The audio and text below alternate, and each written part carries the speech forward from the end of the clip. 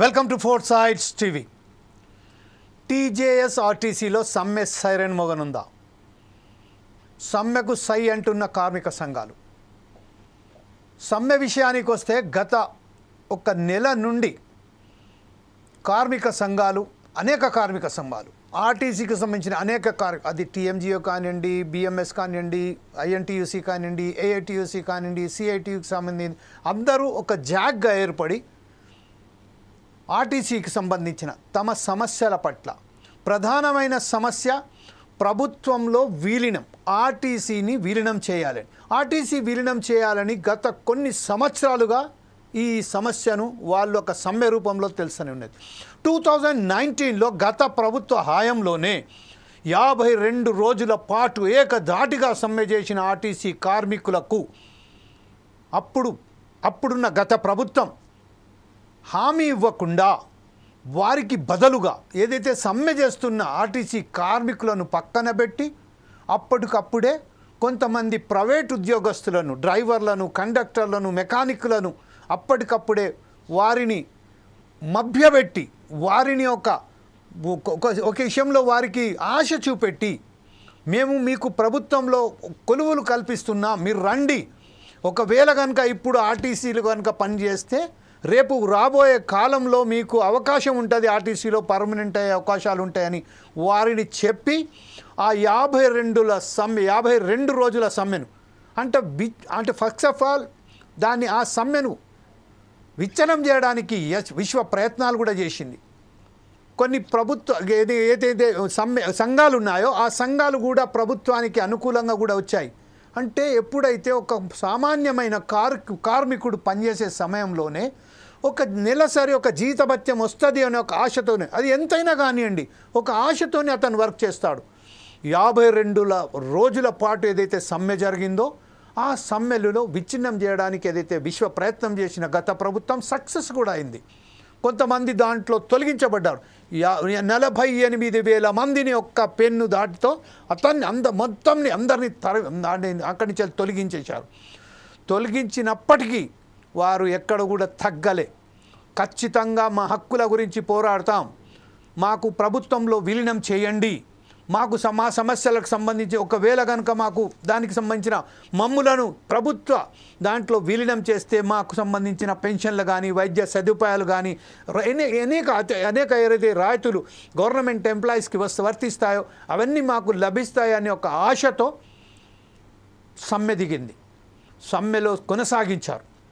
ఆ నేపథ్యంలోనే దాదాపుగా మనం చెప్పుకున్నట్టుగా 48,000 కార్మికులను తొలగించడం జరిగింది. దాని తర్వాత ఇప్పటి వరకు అక్కడ సమ్మెకు సంబంధించిన ఏమీ లేదు. ఈరోజు మరొకసారి తెలంగాణ రాష్ట్రంలో కాంగ్రెస్ ప్రభుత్వం హాయంలో వచ్చిన తర్వాత తెలంగాణ ఆర్టీసీ ఎంప్లాయీస్ ఎవరైతే ఉన్నారో ఒక సమ్మెకు సంబంధించింది జనవరిలోనే వీళ్ళు నోటీసులు ఇచ్చారు. ఆ నోటీసులను పెడచోవిన పెట్టిన ప్రభుత్వము అలాగే ఆర్టీసీ యాజమాన్యం వారికి ఆ సమ్మెకు సంబంధించిన ఎలాంటి స్పందన లేదు. అనేక మార్లు బస్సు భవన్కు సంబంధించిన వాళ్ళు వచ్చి అక్కడ సమ్మెను తన ఆందోళనను వ్యక్తం చేశారు. జాక్ సంబంధించిన ఎవరైతే ఉద్యోగస్తులు ఉన్నారో, యూనియన్ నాయకులు ఉన్నారో అందరూ అక్కడ ఆందోళన చేశారు. అయినప్పటికీ ఇప్పటి వరకు ప్రభుత్వం ఎలాంటి వారికి సంబంధించిన హామీ ఇవ్వలేదు. విలీనం చెయ్యాలని హైకోర్టు కూడా ఆదేశించినప్పటికీ ఇప్పటి వరకు అమలుగా చాలేదు. ఆ విషయంపై ఈరోజు మనతోని ఫోర్ సైడ్స్ టీవీ నిర్వహిస్తున్న ఈ కార్యక్రమమే టీజీఆర్టీసీ సమ్మె సైరన్ మోగనుందా బిగ్ డిబేట్ కార్యక్రమానికి స్వాగతం. ప్రస్తుతానికి మనం ఒకసారి చూసినట్టయితే మన చీఫ్ అడ్వైజర్ అయినటువంటి సుధాకర్ శర్మ గారు ఈరోజు మనకు లైవ్లో డీప్ డిబేట్లో మాట్లాడి మన స్టూడియోలో ఉన్నారు. వారు కూడా విశ్లేషిస్తారు ఈ విషయంపై.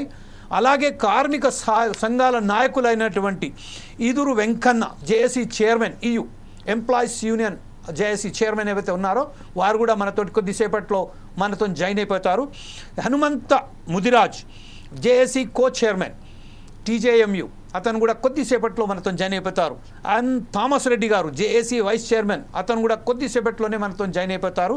MD Maulana, JAC convener NMU, వారు కూడా కొద్దిసేపట్లో. అంటే ఇప్పుడు ప్రస్తుతం మనం చూసినట్టయితే బస్ భవన్ కాడ అక్కడ కార్మిక సంఘాలు అనేక సంఘాలు ఏదైతే సమ్మె సౌరానికి సంబంధించి ఒక ప్రెస్ మీట్ పెట్టారో అందులో అందరూ భాగస్వామ్యం ఉన్నారు కాబట్టి కొద్దిసేపట్లోనే మనకు జాయిన్ అయిపోతారు. ఆ లోపే మనం ఒకసారి నిన్న రేవంత్ రెడ్డి ఏదైతే మాట్లాడారో అలాగే జేసీ నాయకులు ఏం మాట్లాడారో అది ఒకసారి పరిశీలించిన తర్వాత సుధాకర్ శర్మ దగ్గరికి వెళ్దాం. Please JC play the bite. PCR మళ్ళీ సమ్మె అని చర్చలు చేస్తున్నారు. దయచేసి ఈ సంస్థ మీది. ఈ సంస్థను ఏ మాత్రం పట్టింపులకో రాజకీయ నేపథ్యంలో ఎవరైనా ప్రోత్సహిస్తే మనం ఏదైనా ఒక నిర్ణయం తప్పుగా చేస్తే మొత్తం సంస్థనే. ఎస్, మనం ఇప్పుడు విన్నాము. మనకు సంబంధించిన రాష్ట్ర సీఎం రేవంత్ రెడ్డి ఏం మాట్లాడారు, ఈ ఆర్టీసీ వ్యవస్థ మీది, దీనికి సంబంధించిన సమ్మెకు వెళ్ళవలసిన అవసరం లేదు, మీ సమస్యలను పరిష్కరిస్తామన్నారు. ఎప్పుడు పరిష్కరిస్తారు, ఎందుకు, ఎప్పుడు, ఇంకా ఎన్ని రోజులు పరిష్కరిస్తారు? గత జనవరిలోనే సమ్మెకు సంబంధించిన నోటీసులు ఇవ్వడం తర్వాత కూడా ఇప్పటి వరకు పరిష్కారం కాలేదు. దీనికి ఎందుకు కారణం ఏంటి?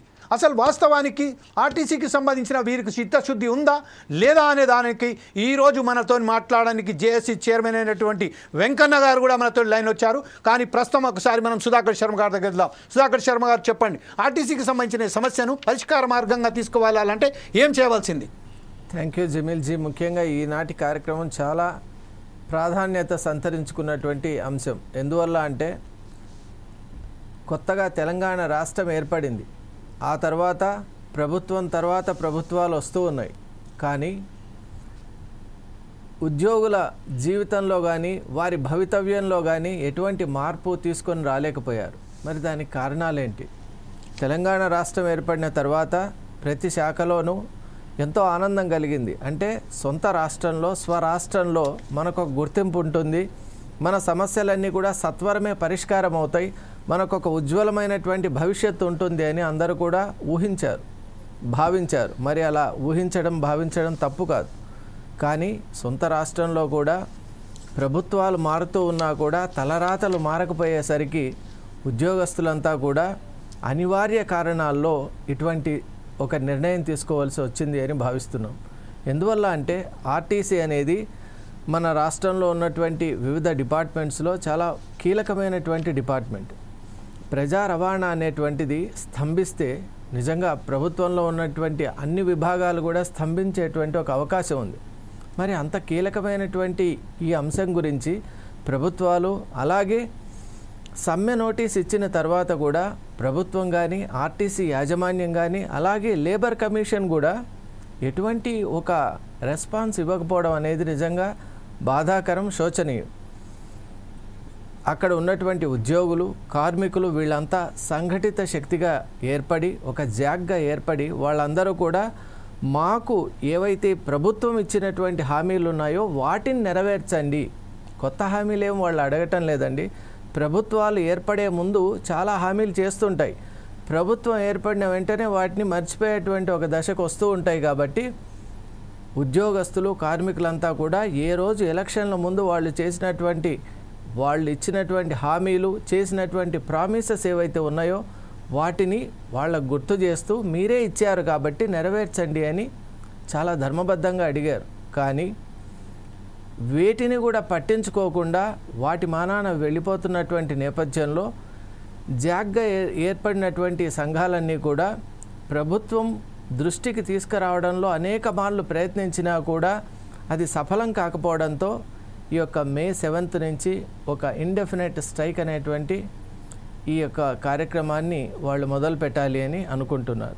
మరి ముఖ్యంగా మనం ఆలోచించినట్టయితే హైకోర్టు డైరెక్టివ్ ఇచ్చిన తర్వాత కూడా ప్రభుత్వంలో విలీనం చేయకపోవడం వెనుక ఉన్నటువంటి ఆంతర్యం ఏంటి? అసలు ఈ విషయంలో స్పష్టత ఎక్కడా లేదు. ఈ కార్పొరేషన్ను గవర్నమెంట్లో విలీనం చేయాలి అని స్పష్టంగా ఆర్డర్స్ ఉన్నప్పటికీ కూడా జాప్యం ఏ స్థాయిలో జరుగుతోందనేటువంటి విషయం ఇప్పుడు కూడా మనకు తెలియలేదు. There is no white paper about it. అలాగే protection of the employee rights అనేది చాలా ముఖ్యం. మనకు ఇంటర్నేషనల్ లేబర్ ఆర్గనైజేషన్ ప్రకారం ఒక ఎంప్లాయీ విషయంలో rights and protection with respect to his rights and welfare schemes అనేవి చాలా ముఖ్యం.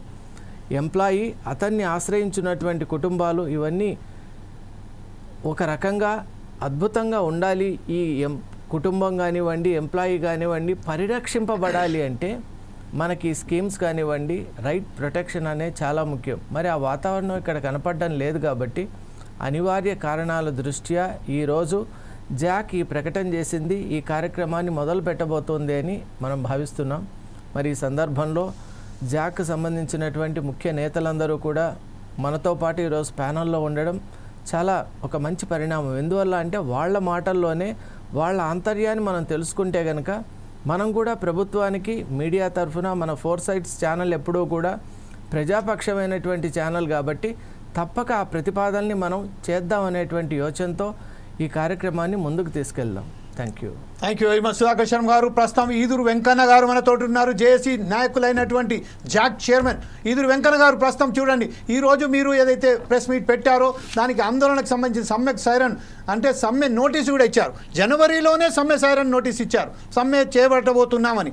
దానికి ప్రతిస్పందన ఏమీ రాకపోవడంతో ఈరోజు అనివార్య కారణాల వల్ల ఈరోజు 7th నుండి ఈరోజు సమ్మెకు వెళ్ళడానికి మీరు నిర్ణయించుకున్నారు. ఈ నేపథ్యంలో మీరేమంటారండి? ఈరోజు 3 నెలలు అవుతుంది మేము తమిళనాడు నుంచి. సార్ ఇంకా కొంచెం డిస్టర్బ్ ఉందండి, ఇంకా ఆ డిస్టర్బ్ ను కొంచెం మీరు దాన్ని సెట్ చేసుకొని మీరు మాట్లాడండి సార్ ప్లీజ్.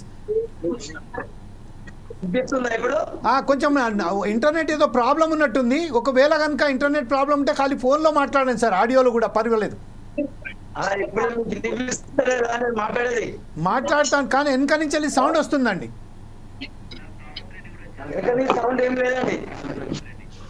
సార్ మాట్లాడండి వెంకన్న గారు, మాట్లాడండి వెంకన్న గారు, మాట్లాడండి. నెట్ కొంచెం ప్రాబ్లం ఉన్నట్టుంది, అయినప్పటికీ మాట్లాడండి sir. Sir there is internet problem from your side sir. Right sir, మీరు కొంచెం వెంకన్న గారు కొంచెం మీ ఆడియోను సెట్ చేసుకోండి sir please. Me net problem ఉంది, నెట్ అందుకోసమే మనం మీతోని కొంచెం ఒకసారి మీ నెట్ను సరి చేసుకోండి. అప్పటి వరకు మనం థామస్ రెడ్డి గారి దగ్గర వెళ్దాం. థామస్ రెడ్డి గారు, ఈ రోజు ఏదైతే సమ్మెకు సంబంధించిన మీరు నోటీసులు ఇచ్చారో దానికి సంబంధించిన ప్రభుత్వంతో ఈ రోజు సమ్మెకు దిగాలని నిర్ణయించుకున్నారు. ఈ పట్ల థామస్ రెడ్డి గారు మీరేమంటారండి? వీడియో ఆన్ చేయండి sir. Thomas Reddy garu, please, this is a very good message we are going to give to the government, so please sir మాట్లాడండి థామస్ రెడ్డి గారు. ఆర్టీసీలో తప్పకుండా హలో సార్ వినబడతాను సార్, మాట్లాడండి. హలో మాట్లాడండి సార్. ఆల్రెడీ సమ్మె notice ఇచ్చి 3 మాసాలు అయిపోయింది. మేము జేఏసీగా ఏర్పడి 7 మాసాలు అయిపోయింది. అప్పటి నుంచి కూడా ఆర్టీసీలో ఉన్నటువంటి చాలా సమస్యల మీద కార్మికులు సతమతమవుతా ఉన్నారు. కార్మికులు అలజడి ఉంది, నిర్బంధంగా పనులు చేపిస్తా ఉన్నారు. తర్వాత మనకి రిటైర్డ్ అయిన వాళ్ళకి డబ్బులు ఇవ్వట్లేదు. అట్లాగే సంక్షేమ పథకాల డబ్బులన్నీ కూడా యాజమాన్యం కంప్లీట్ గా వాడుకుంది. ఇవాళ సిసిఎస్ కావచ్చు, ఎస్బిటి కావచ్చు, ఎస్ఆర్బిఎస్ కావచ్చు, ఇవన్నీ కూడా డబ్బులు వాడుకుంది. తర్వాత పిఆర్సీని బాకీ ఉంది. మొన్ననే 2017కి సంబంధించిన పిఆర్సీని వీళ్ళు కొంతవరకు చేసిండ్రు. గతంలో 280 కోట్ల బాకీని కూడా తీర్చిండ్రు. మిగతా అన్ని కూడా చేస్తా అన్నారు. తర్వాత ఏంటంటే మెయిన్ గా ప్రధానంగా ఇవాళ ప్రభుత్వంలో ఆర్టీసీ ఉద్యోగులను ప్రభుత్వంలో విలీనం చేస్తా అని చెప్పి బకాయిలను ఇస్తామని చెప్పి 2021 పిఆర్సీని కంప్లీట్ గా ప్రభుత్వ ఉద్యోగులతో ఈక్వల్ గా చేస్తామని చెప్పి కొత్త బస్సులు కొని ఆధునీకరణ ఇస్తా అని చెప్పి అట్లాగే యూనియన్లు ఇస్తా అని చెప్పి ఎన్నికల మేనిఫెస్టోలో వాగ్దానం చేసినటువంటి ప్రభుత్వం ఇవాళ ముఖ్యమంత్రి గారు ప్రమాణ స్వీకారం చేయగానే ఆ రోజు మాట్లాడడం జరిగింది. ఆర్టీసీ ఉద్యోగులంతా వారియర్స్ గా పనిచేసిండ్రు, మమ్మల్ని గెలిపించిండ్రు. తప్పకుండా వాళ్ళ వాగ్దానాలన్నీ కూడా మేము ఫుల్ఫిల్ చేస్తాము, మాకు ఒక 3 నెలలు టైం కావాలన్నారు. మంచిది అనుకున్నాం. ఇవాళ 3 నెలలు కాదు 18 మాసాలు అయినా కానీ ఇప్పటి వరకు మాతోటి మాట్లాడిన వాళ్ళు లేరు. తెలంగాణ మజ్దూర్ యూనియన్ గా మేము ప్రభుత్వానికి అనుకూలంగానే ఉన్నాము. రెండవది ప్రభుత్వాన్ని కావాలని చెప్పి అడుగుతా ఉన్నాము.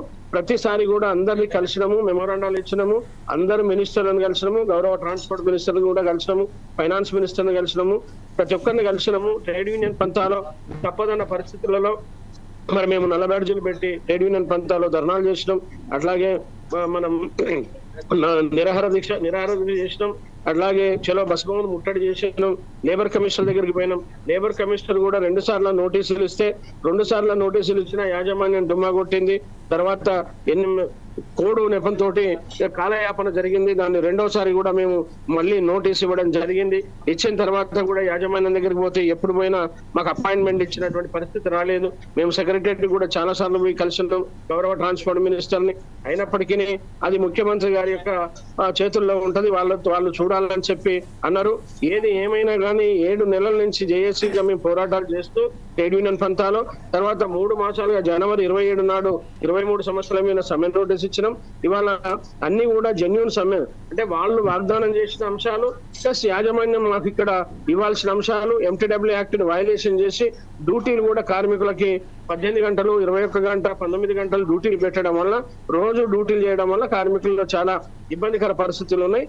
ఇలా తెలంగాణ వచ్చినప్పటి నుంచి ఇప్పటికి 16,000 మంది రిటైర్డ్ అయిపోయినా కానీ వాళ్ళ స్థానంలో కూడా ఉన్న వాళ్ళతోటి ఉద్యోగాలు చేపిస్తా ఉన్నారు. ప్రమోషన్లు లేవు, పదోన్నతులు లేవు, తర్వాత కొత్త రిక్రూట్మెంట్ లేదు, కొత్త బస్సులు కొనే పరిస్థితి లేదు. ఇవాళ చాలా ఇబ్బందికర పరిస్థితులు వచ్చినాయి. కాబట్టి మేమంతా కూడా మరి తప్పనిసరి పరిస్థితుల్లో యాజమాన్యము వీళ్ళు ఎవరు దగ్గరికి రానియకపోతే సమ్మె నోటీస్ ఇవ్వాల్సి వచ్చింది. అనేది ఒక విషయం సార్, ఇప్పుడు మీరు ఏమన్నారంటే తెలంగాణ ప్రభుత్వానికి అనుకూలంగా ఉన్నప్పటికీ తెలంగాణ ప్రభుత్వం మా వైఖరి పట్ల మా పట్ల ఇంత శ్రద్ధ చూపెడతలేదు అని చెప్పారు. ఈ విషయంపై ఒకసారి ఏంటంటే సార్, ప్రైవేటు బస్సులకు సంబంధించింది ఎలక్ట్రిక్ బస్సులు తీసుకొస్తున్నారు, ఉద్యోగ భర్తీలు లేవు, రిటైర్డ్ అయిన వ్యక్తులకు సంబంధించిన ఇప్పటిదాకా వారికి ఏదైతే పెన్షన్ మాతిస్తాను కానీ వారికి సంబంధించిన రావాల్సిన బకాయిలు ఇప్పటిదాకా ఇవ్వలేదు.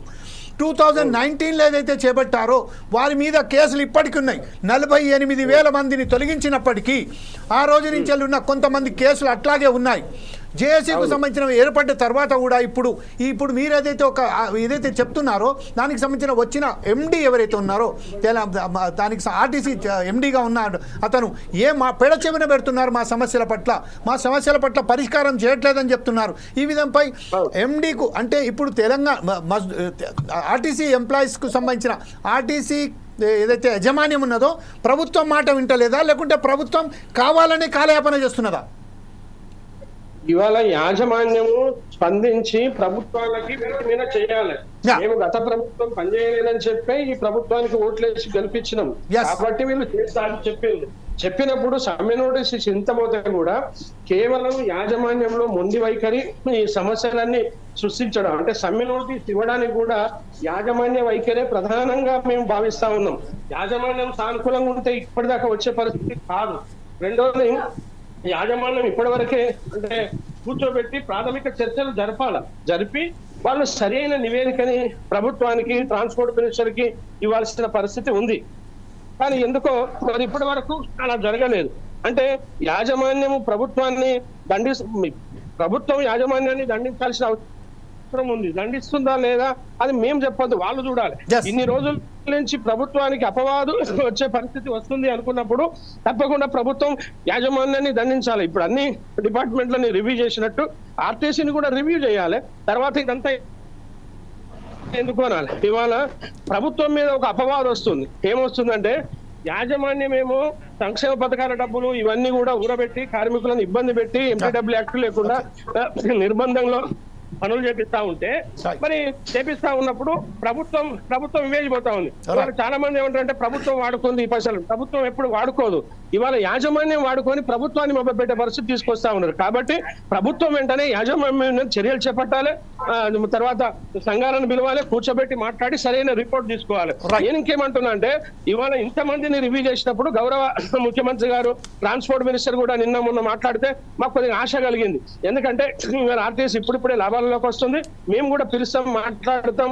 తర్వాత వేరే వాళ్ళు ఎవరో చెప్తే ప్రొవోకేట్ చేసినట్టు వీళ్ళు వస్తున్నారు. మమ్మల్ని ఎవరు కూడా ప్రొవోకేట్ చేయలేదు. మేమే జేఏసీగా సంస్థ పరిరక్షణ, కార్మిక సంక్షేమము, సమస్యల పరిష్కారం ఉండాలి, రవాణా సౌకర్యాలు బాగుండాలి, తెలంగాణలో ఆర్టీసీ సేవలు ఉండాలి అని ప్రజలకు కూడా మంచిగా ఉండాలన్న ఉద్దేశంగానే మేము రావడం జరిగింది. కాబట్టి ఇప్పటికైనా ముఖ్యమంత్రి గారి మీద మాకు ఒక ఆశలు ఉన్నాయి. వారు వెంటనే కూర్చోబెట్టి మాట్లాడితే మేము దేశజాలకు పోము. మాకు దేశజాలాలు ప్రభుత్వం అంటే వ్యతిరేకం కూడా కాదు. కాబట్టి తప్పకుండా గౌరవ ముఖ్యమంత్రి గారు వెంటనే జేఏసీని పిలిచి మాట్లాడాలని చెప్పి మీ ద్వారా కోరుతా ఉన్నా. థామస్ రెడ్డి గారు మరొకసారి మీ వద్దకు వస్తాను. అప్పటిదాకా మీరు ఒకసారి ప్రయత్నం చేయండి వీడియోలో రావడానికి. మనం ఒకసారి హనుమంత్ ముదిరాజ్ గారు మనతో ఉన్నారు, Telangana JAC co chairman TGAMU. అతనికి సంబంధించిన మనం హనుమంత్ గారు నా మాట వినబడుతుంది కదండి మీకు? నా మాట మీ మాట ఓకే. Yes. హనుమంత్ గారు ఇప్పుడు ప్రస్తుతం ఏదైతే ఉన్నారో మనకు సంబంధించిన థామస్ రెడ్డి గారు ఒక విషయం చెప్పారు. అంటే ఏదైతే ముఖ్యమంత్రి గారు చెప్పారు ఖచ్చితంగా ఈ ఆర్టీసీని కాపాడుకుంటాం, మీరు ఆందోళన చెందవలసిన అవసరం లేదు, ఖచ్చితంగా మీ సమస్యలను పరిష్కరిస్తామని చెప్పారు. ఈ విషయంపై ప్రస్తుతం మనం చూసినట్టయితే గత ప్రభుత్వానికన్నా ఈ ప్రభుత్వం కూడా ఇప్పుడు వచ్చిన ఏడాదిన్నర పాటు కూడా ఎన్నికలకు సంబంధించిన మేనిఫెస్టోలో కూడా పెట్టింది యజమాని ఆర్టీసీని ప్రభుత్వంలో విలీనం చేస్తానని. దానికి సంబంధించిన పెడచెవి పెట్టి ఈరోజు మళ్ళొకసారి సమ్మెను దారి తీసేటి విధంగా చేసింది. దీని మీద మీరు ఎలా స్పందిస్తారండి? హలో, ఎస్ సార్ చెప్పండి, మాట వినబడుతుంది. కనిపిస్తున్నానా నేను? ఎస్ కనిపెడుతున్నారండి, మాట్లాడండి. ఓకే ఓకే, నేను కనిపిస్తున్నాను, నాకు కనిపించట్లేదు. లేదు సార్ మాట్లాడండి, నాకు వస్తున్నా, మీరు అందరు చూస్తున్నారు, మీకు మాట్లాడండి. అయితే దీంట్లో ఒకటే, గత 10 సంవత్సరాల నుంచి గతంలో ఉన్నటువంటి ప్రభుత్వం కేసీఆర్ ప్రభుత్వము ఆర్టీసీ వర్కర్లను వంచింది, మోసం చేసింది, మొత్తం కూడా ఒక్క పని చేయలేదు, ఆర్టీసీని మొత్తం సర్వనాశనం చేసింది, ఆర్టీసీ ఉద్యోగులను కూడా సర్వనాశనం చేయడం జరిగింది. అయితే ఈ ఏదైతే మేము కాంగ్రెస్ ప్రభుత్వం రావాలని కోరుకున్నాం, కాంగ్రెస్ ప్రభుత్వం గురించి బాగా ప్రయత్నం చేసినాం, మేము గెలిపించడానికి ప్రతి ఒక్కరు కూడా ప్రచారం చేసినారు, మేము ఆ కాంగ్రెస్ కు ఓటేసాం, అందరం కూడా గెలిపించుకోవడం జరిగింది. అయితే 2018 లో కూడా మేనిఫెస్టోలో రెడ్డి గారు ఉన్నప్పుడు మాట్లాడండి సార్. మౌలానా గారు నేను మీదకి వస్తాను కానీ మరి హనుమంత్ గారు మాట్లాడుతున్నారు. 2018 లో నేను థామస్ రెడ్డిని మాట్లాడొచ్చా? రైట్ ఇప్పుడు హనుమంత్ గారు మాట్లాడుతున్నారు, తర్వాత మీరు మాట్లాడుతున్నారు. కానీ అయితే 2018 లో ఏదైతే 2018 లో కూడా మేనిఫెస్టోలో కాంగ్రెస్ ప్రభుత్వం వస్తే మేము ఆర్టీసీని ప్రభుత్వంలో విలీనం చేస్తామని ఉత్తమ్ కుమార్ రెడ్డి గారి ఆధ్వర్యంలో మాకు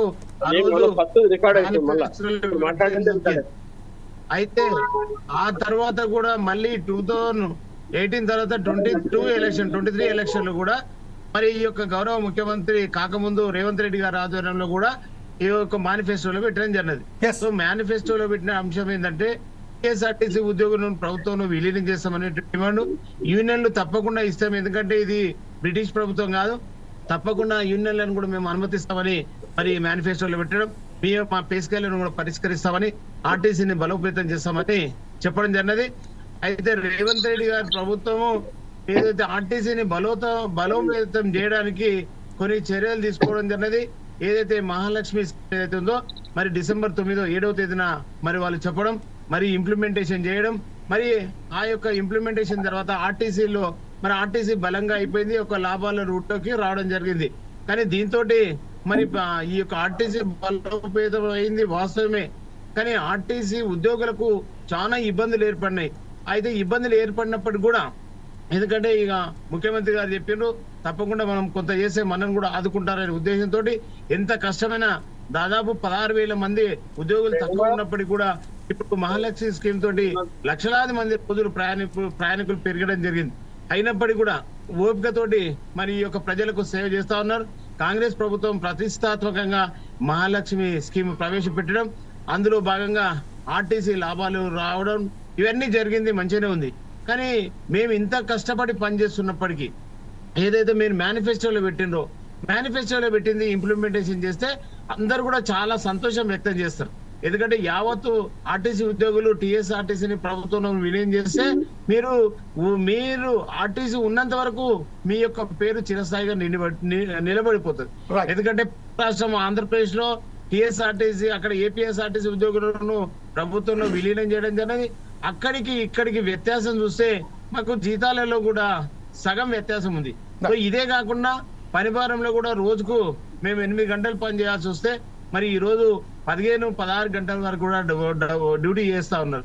యూనియన్లు లేకపోవడంతో అప్పుడు కేసీఆర్ ప్రభుత్వము ఏదైతే 2019 లో ఆర్టీసీ ఉద్యోగులు సమ్మె చేసిన అనేటువంటి ఒకే కారణంతో యూనియన్లను అక్కడ లెటర్ ఇవ్వలేదు. కానీ ఇలాంటి ఖాళీ నా మాటతోటి ఈ రోజు యూనియన్లను కూడా ఎక్కడ కూడా అనుమతించకుండా పనిభారాన్ని పెంచి ఎంటీడబ్ల్యూ యాక్ట్ లేకుండా చేసింది. సో ఇవన్నీ కూడా ఇబ్బంది పడతాను, ఎందుకంటే కాంగ్రెస్ ప్రభుత్వం కూడా కొత్తగా వచ్చింది, కొద్దిగా వాళ్ళకు కూడా టైం పడాలి, మరి వాళ్ళు కూడా సర్దుకోవాలి అనే ఉద్దేశంతో మేము కూడా ఎక్కడ కూడా ఇలాంటిది అడగలే. కానీ ఇప్పుడు ప్రస్తుత పరిస్థితుల్లో తప్పకుండా కాంగ్రెస్ ప్రభుత్వం ఇచ్చిన మేనిఫెస్టోలో పెట్టిన అంశాలు ఏవైతే ఉన్నాయో అవి మేము తీర్చాలని మరి ముఖ్యమంత్రి గారిని కోరడం జరిగినది. Okay. రాష్ట్ర రవాణా శాఖ మంత్రి పొన్నం ప్రభాకర్ గారికి కూడా మేము క్లియర్ గా చెప్పడం జరిగినది. Right. అయితే నేను స్వయంగా మరి జేఏసీగా కాకుండా గతంలో ఉన్నప్పుడు కాంగ్రెస్ గా నేను డిసిసి జనరల్ సెక్రటరీ వికారాబాద్ జిల్లా ఉన్నా.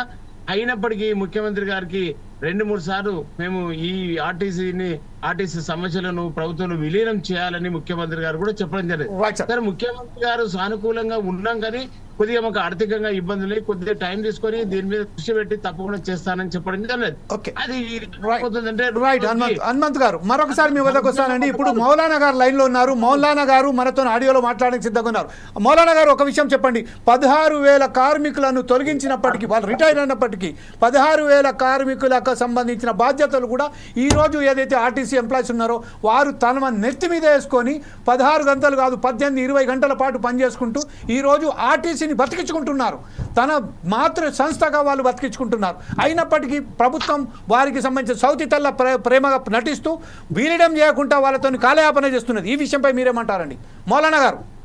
సార్ నమస్కారం sir. Yeah please go ahead with your own version sir.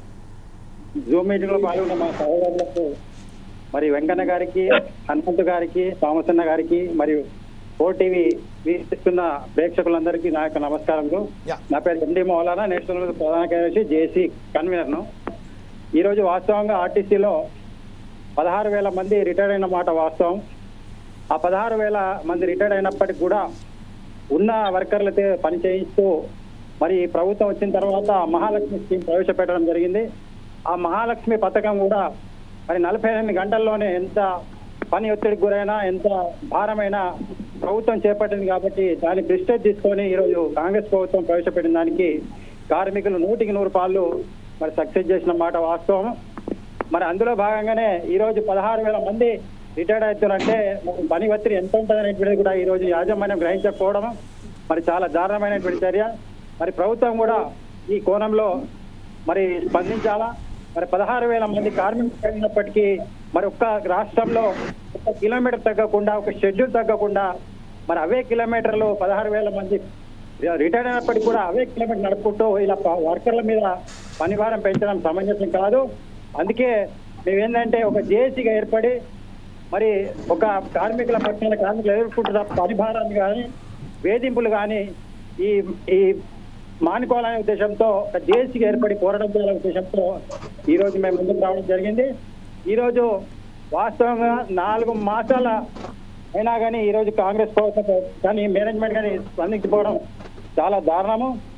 ఎందుకంటే ఇంత సమయం ఇచ్చినప్పటికి కూడా కనీసం యాజమాన్యం, ఎందుకంటే గతంలో ఒకటే సమ్మె నోటీస్ మీద ప్రభుత్వాలు కానీ యాజమాన్యం స్పందిస్తుండే, కానీ ఈరోజు 3 సార్లు సమ్మె నోటీస్ ఇచ్చినప్పటికి కూడా 4 మాసాల సమయం ఇచ్చినప్పటికి కూడా మరి మేనేజ్మెంట్ కానీ ప్రభుత్వం కానీ కనీసం కార్మికుల పాపాలను బహిర్గత సమస్యల పరిష్కారం కోసం మాట్లాడిన దాఖలాలు మాత్రం లేవు. దయచేసి ఇప్పటికైనా నేను కాంగ్రెస్ ప్రభుత్వాన్ని కానీ యాజమాన్యాన్ని కోరుతా ఉన్నా. ఎందుకంటే ఆర్టీసీ కార్మికులు చాలా దారుణమైన పరిస్థితిలో ఉన్నారు. మీకు ఎందుకంటే 100% పాలు మీ ప్రభుత్వం రావడానికి సహకరించారు. ఎందుకంటే గత ప్రభుత్వం ఆర్టీసీ కార్మికులు వేధించింది కాబట్టి ఆ ప్రభుత్వం వేధించిన కారణంగా ఈరోజు మరి మీరు మేనిఫెస్టోలో పెట్టిన అంశాలను మరి మీరు పరిష్కరించాలనే ఉద్దేశంతో ఈరోజు మరి ఆర్టీసీ కార్మికులు మీకు మద్దతు ఇస్తే మీరు సంవత్సరంన్నరైనా కానీ 18 మాసాలైనా ఈరోజు ఆర్టీసీ కార్మికుల సమస్యలు. మౌలానా ఒక్క విషయం ఏంటంటే మరొకసారి మీ వద్దకు వస్తానండి. అప్పటిదాకా వెంకన్న గారు ఒకవేళ కనుక మీ నెట్ కనుక ప్రాబ్లం లేకపోతే మీతో మాట్లాడడానికి నేను ఒకసారి మీతోని మాట్లాడడానికి కోరుతున్నాను సార్. ఇప్పుడు ప్రస్తుతం ఏదైతే ఉన్నదో ఓకే రైట్ సార్. వెంకన్న గారు ఒక విషయం ఏంటంటే లాభాల బాటలో ఆర్టీసీ పట్టింది అని చెప్తున్నారు. గత ప్రభుత్వం ఏం చేసింది పక్కన పెట్టండి. గత ప్రభుత్వం వెల్ఫేర్ కమిటీ ఏర్పాటు చేసింది, దాని తర్వాత యూనియన్లు లేకుండా చేసింది. 48 గంటలు 52 రోజుల పాటు ఒక్కసారిగా సమ్మె చేసినప్పటికీ పెడచెవిన పెట్టిన ప్రభుత్వానికి ఈరోజు కాంగ్రెస్ ప్రభుత్వం వచ్చిన తర్వాత లాభాల బాట పడింది ఆర్టీసీ. దీన్ని కాపాడుకుంటామని చెప్తున్నప్పటికీ ఏదైతే ఆర్టీసీ కార్మికులు ఉన్నారో వారి కార్మికుల పట్ల సౌతి తల్లి ప్రేమను ఎందుకు ప్రకటిస్తున్నది? విలీనం చేయడానికి వాళ్ళకి ఏం ఆదా ఉన్నది? ఉద్యోగాల భర్తీ చేయడానికి కేవలం పత్రికా ప్రకటన చేస్తున్నది మాత్రం పత్రికా ప్రకటన చేస్తున్నది మాత్రం వాళ్ళను నియమించడం లేదు. ఎందుకు? దీనికి అందరికీ కారణం ఏంటి? మీ ఉద్యోగ సంఘాల ఐక్యత లేకపోవడమే కారణమా, లేకపోతే ఇంకా అతరతర ఇంకేమైనా అంశాలు వాళ్ళ మీద హిడెన్ ఎజెండాస్ ఏమైనా ఉన్నాయా? ఈరోజు రాష్ట్ర ప్రభుత్వము వెంకన్న గారు, మీరు ఒక పని చేయండి, మీరు వీడియో మానేసి కేవలం ఆడియోలో మాట్లాడండి sir. We need a proper information from your side as a JAC chairman. Video expectant sir, just go ahead with your audio only. ఈరోజు రాష్ట్ర ప్రభుత్వము ఎన్నికల మేనిఫెస్టోలో స్పష్టంగా పెట్టింది. మేము రాష్ట్ర ప్రభుత్వము కాంగ్రెస్ ప్రభుత్వం పెట్టిన డిమాండ్లనే సమ్మె డిమాండ్గా పెట్టినాం ప్రధానంగా. ఇక వేరే డిమాండ్ ఒకటి కూడా మేము పెట్టలే. కొత్తవి పెద్దగా వేరే కొత్తవి చేర్చి దాంట్లో పెట్టిన సందర్భాలు లేవు. ఇలా వారు ఇచ్చినటువంటి హామీలనే అమలు చేయమంటున్నాం. వారు ఇచ్చినటువంటి హామీలనే అమలు చేయడం. దాంట్లో ప్రధానంగా ప్రభుత్వంలో విలీనం చేస్తామన్నారు. అది చేయండి. దాని మీద ఏదో ఆర్థిక భారం పట్టుద్దని చెప్పి ఈ రోజు దాని మీద ఒక కొత్త ప్రచారం చేస్తున్నారు ఈ ప్రభుత్వం యాజమాన్యం. వాస్తవంగా మేము స్పష్టంగా చెప్తున్నాం, మహాలక్ష్మి పథకానికి ప్రతి నెల 370 కోట్ల రూపాయలు ఈ రాష్ట్ర ప్రభుత్వం ఆర్టీసీకి ఇవ్వాలా. ఆ 370 కోట్లు ప్రతి నెల సక్రమంగా ఇవ్వకుండా 150 కోట్లు 200 కోట్లు మాత్రమే ఇస్తుంది. మీరు ఈ ప్రభుత్వం విలీనం చేయాలనే చిత్తశుద్ధి కనుక ఉన్నట్లయితే ఆ 370 కోట్లకు మరొక 50 కోట్లు అయితే అదనంగా అంతే. ఎందుకనంటే ప్రభుత్వ ఉద్యోగులతో సమానంగా మాకు జీతాలు కావాలన్నప్పుడు వాళ్లకు మాకు 28% తక్కువ ఉన్నప్పుడు ఈ 370 కోట్లతోని మాకు జీతాలు ఇస్తే సరిపోతుంది. ఇప్పుడు ప్రభుత్వ ట్రెజరీ ద్వారా 10 లక్షల మందికి ఈ రాష్ట్ర ప్రభుత్వం జీతాలు ఇస్తుంది.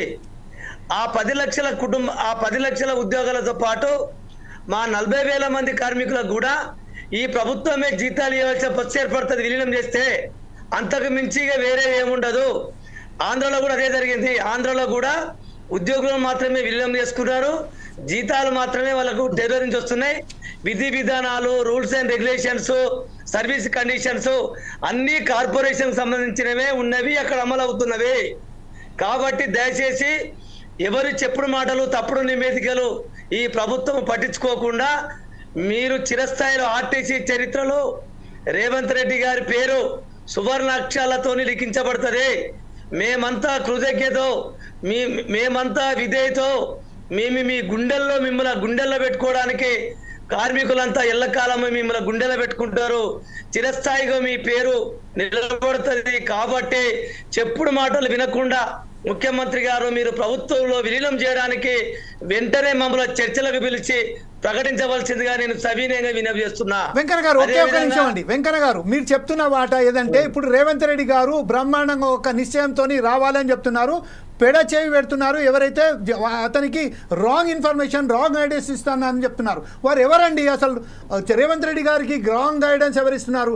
పొన్నం ప్రభాకర్ ఇస్తున్నారా, లేకుంటే ఆర్టీసీ ఎండి ఇస్తున్నారా?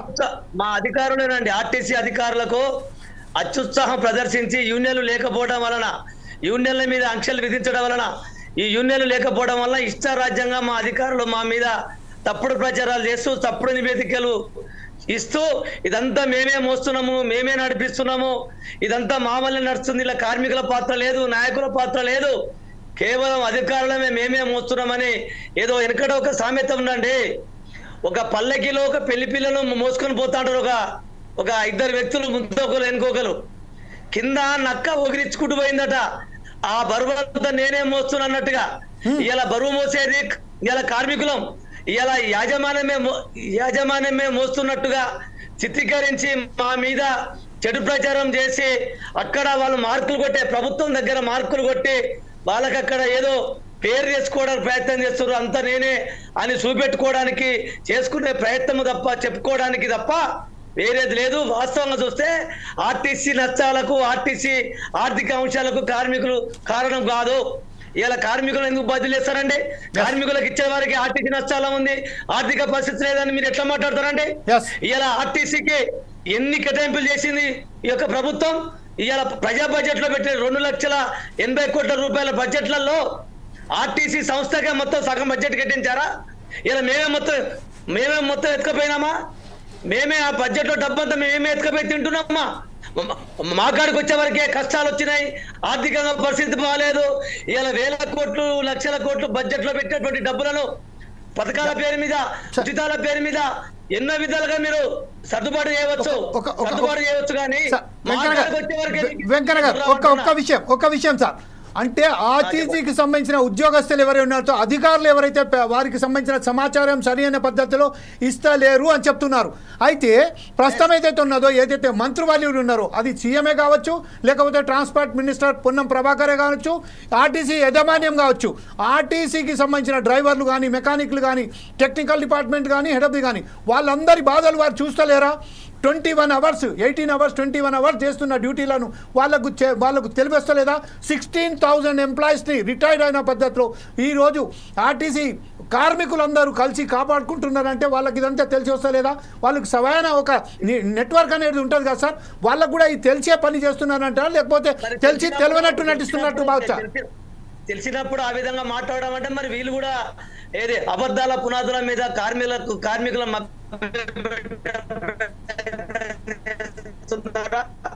అన్ని తెలిసి కూడా మరి ఆ విధంగా ఎందుకు మాట్లాడుతున్నారు? ఆర్టీసీ ఉద్యోగుల జీతాలకు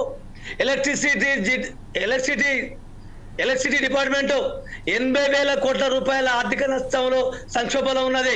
మరి నేను 33 సంవత్సరాల సర్వీస్ నాకు ఆర్టీసీలో ఉంది.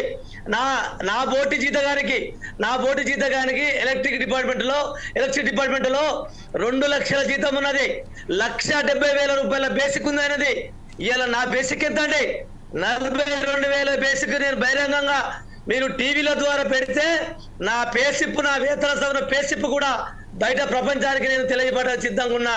అతి తక్కువ జీతాలతోని అతి ఎక్కువ 10 గంటలు వెట్టి చాకరీ చేసేటువంటి డిపార్ట్మెంట్ ఆర్టీసీ. ఇలా ఏ డిపార్ట్మెంట్ చేస్తుందో చూడండి. ఇలా సింగరేణి జీతాలు తీయండి. ఇలా అంతేందుకండి రాష్ట్ర ప్రభుత్వ ఉద్యోగుల జీతాలు తీయండి.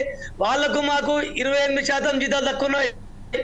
ఇలా రైల్వే డిపార్ట్మెంట్ తీసుకోండి, అమాలిగా పనిచేసే కూలీలకు కూడా మాకంటే ఎక్కువ ఉన్నాయి. అంతకంటే దౌర్భాగ్యం మేమేం పని చేసామంటే గొప్ప కష్టం చేస్తున్నాం, కనిపిస్తలేదా? ఈ ప్రభుత్వము మహాలక్ష్మి పథకం పెడితే ఆగమేఘా మీద పడితే కంటికి కునుకు లేకుండా ఒంటికి సుఖం లేకుండా మా రక్తాన్ని మొత్తం చెమటగా చేసి ఈ రోజు 100-150 మంది బస్సులు ఎక్కినా కూడా ఈ రోజు మాకు ఎంత శ్రమ నష్టం జరిగినా మేము భరించి ఈ ప్రభుత్వానికి మంచి పేరు తీసుకొచ్చి పెడుతున్నది. ఎందుకంటే మా ప్రభుత్వం మాకేదో చేయకపోతుందా? మా కష్టానికి తగ్గ ఫలితం ఇవ్వకపోతుందా? మా కడుపుల బాధను చూడలేకపోతారా? మా కడుపులో ఆకలి వాళ్ళు తీర్చలేకపోతారా అనే ఒక ఆశతోనే ఎదురు చూస్తే ఈ రోజు మా కాడికి వచ్చే వరకే వాళ్ళకు చేతులు వస్తలేవు. ఆర్థిక అవునండి, ఇలా కండక్టరు, డ్రైవర్లు, మెకానికలు కూర్చొని తినట్లే, ఏసీల కింద తిరగట్లే. మేము ఏసీల కింద కూర్చొని మేము తిని మేము పెద్ద కావట్లేదు. మేము కష్టపడి కష్టజీవులము. రోజుకు అరగాలము చెమటలో, ఎండలో, వాగులో, నీటిలో, సముద్రాల సైతం వీక్కుంటూ మేము కొండలు గుట్టలెక్కి డ్యూటీలు చేస్తున్నాము. మేము చేసిన కష్టానికి ఫలితం అనుకుతున్నాము. మేము పని చేయకపోవడం వల్ల మీకు నష్టం వస్తున్నదా? మరొకసారి మీ వద్దకు వస్తాను వెంకన్న గారు, ఖచ్చితంగా మీ వద్దకు వస్తాను. కన్క్లూజన్ గా ఒకసారి మనం హనుమంత్ గారి దగ్గరికి వెళ్దాం. హనుమంత్ గారు, సంస్థ నష్టానికి సంస్థ అప్పులకు ఆర్టీసీ కార్మికులు కారణం కాదు. ప్రభుత్వ విధానాలు, యాజమాన్య విధానాలు. నేను ఒకటే చెప్తున్నా, గౌరవ మీ ద్వారా ఈ రోజు యూనియన్లు లేకుండా 2019లో యూనియన్లు రద్దు చేసిన తర్వాత ఆర్టీసీ యాజమాన్యమే ఇష్టారాజ్యంగా పరిపాలన కొనసాగుతుంది కదా. ఈ సంఘాలు చేపట్టి ఆర్టీసీకి నష్టం వస్తుందన్నారు కదా. మేము సమ్మెలు ఏం చేయలే. మరి ఇప్పుడు 3,000 కోట్ల ఉన్నటువంటి అప్పులు 10,000 కోట్లకు ఎవరు తీసుకొచ్చారు? ఈ 7,000 కోట్ల రూపాయల అప్పులు పెంచినందుకు ఎవరికి శిక్ష విధిస్తారు? అదే మాకు ₹1, ₹2 తక్కువ తెచ్చినా ఇలా కేంపీల పేరు మీద, ఈపీక పేరు మీద మా ఉద్యోగాలు ఊడగొడుతున్నారు కదా. ఈ 7,000 కోట్లకు అప్పులు పెరిగినాయి. మరి దీనికి బాధ్యులు ఎవరో తెలుసుకొని ఈ సొమ్మంతా ఎవరు మెక్కిరు? ఈ సంపద అంతా ఎక్కడ పోయింది? ఎవరికి? మా కార్మికులకు పెట్టారా? మరి మాకు పెట్టారా? ఈ సొమ్ము దోచుకుందే వాళ్ళు, ఈ అప్పులు చేసిందే వాళ్ళు, అప్పులు ఎక్కడ పోయినాయో వాటికి అన్నిటికీ కారకులు మరి వాళ్ళని శిక్షలు విధించాల్సిందిగా ఈ రాష్ట్ర ప్రభుత్వాన్ని కూడా మేము. ఓకే, ఒక విషయం హనుమంత్ గారి దగ్గరికి వెళ్దాం. హనుమంత్ గారు, ప్రస్తుతం ఏదైతే మన వెంకన్న గారు ఆవేదనగా ఏదైతే కడుపుల బాధ అయితే దాచుకున్నారో 2019 నుంచి 2019 నుండి ఈ రోజు వరకు రగులుతున్న ఆర్టీసీ ఎంప్లాయీస్ ఈ రోజు సమ్మె సైరన్ మోగించారంటే దానికి ఒక కారణం ఉంది.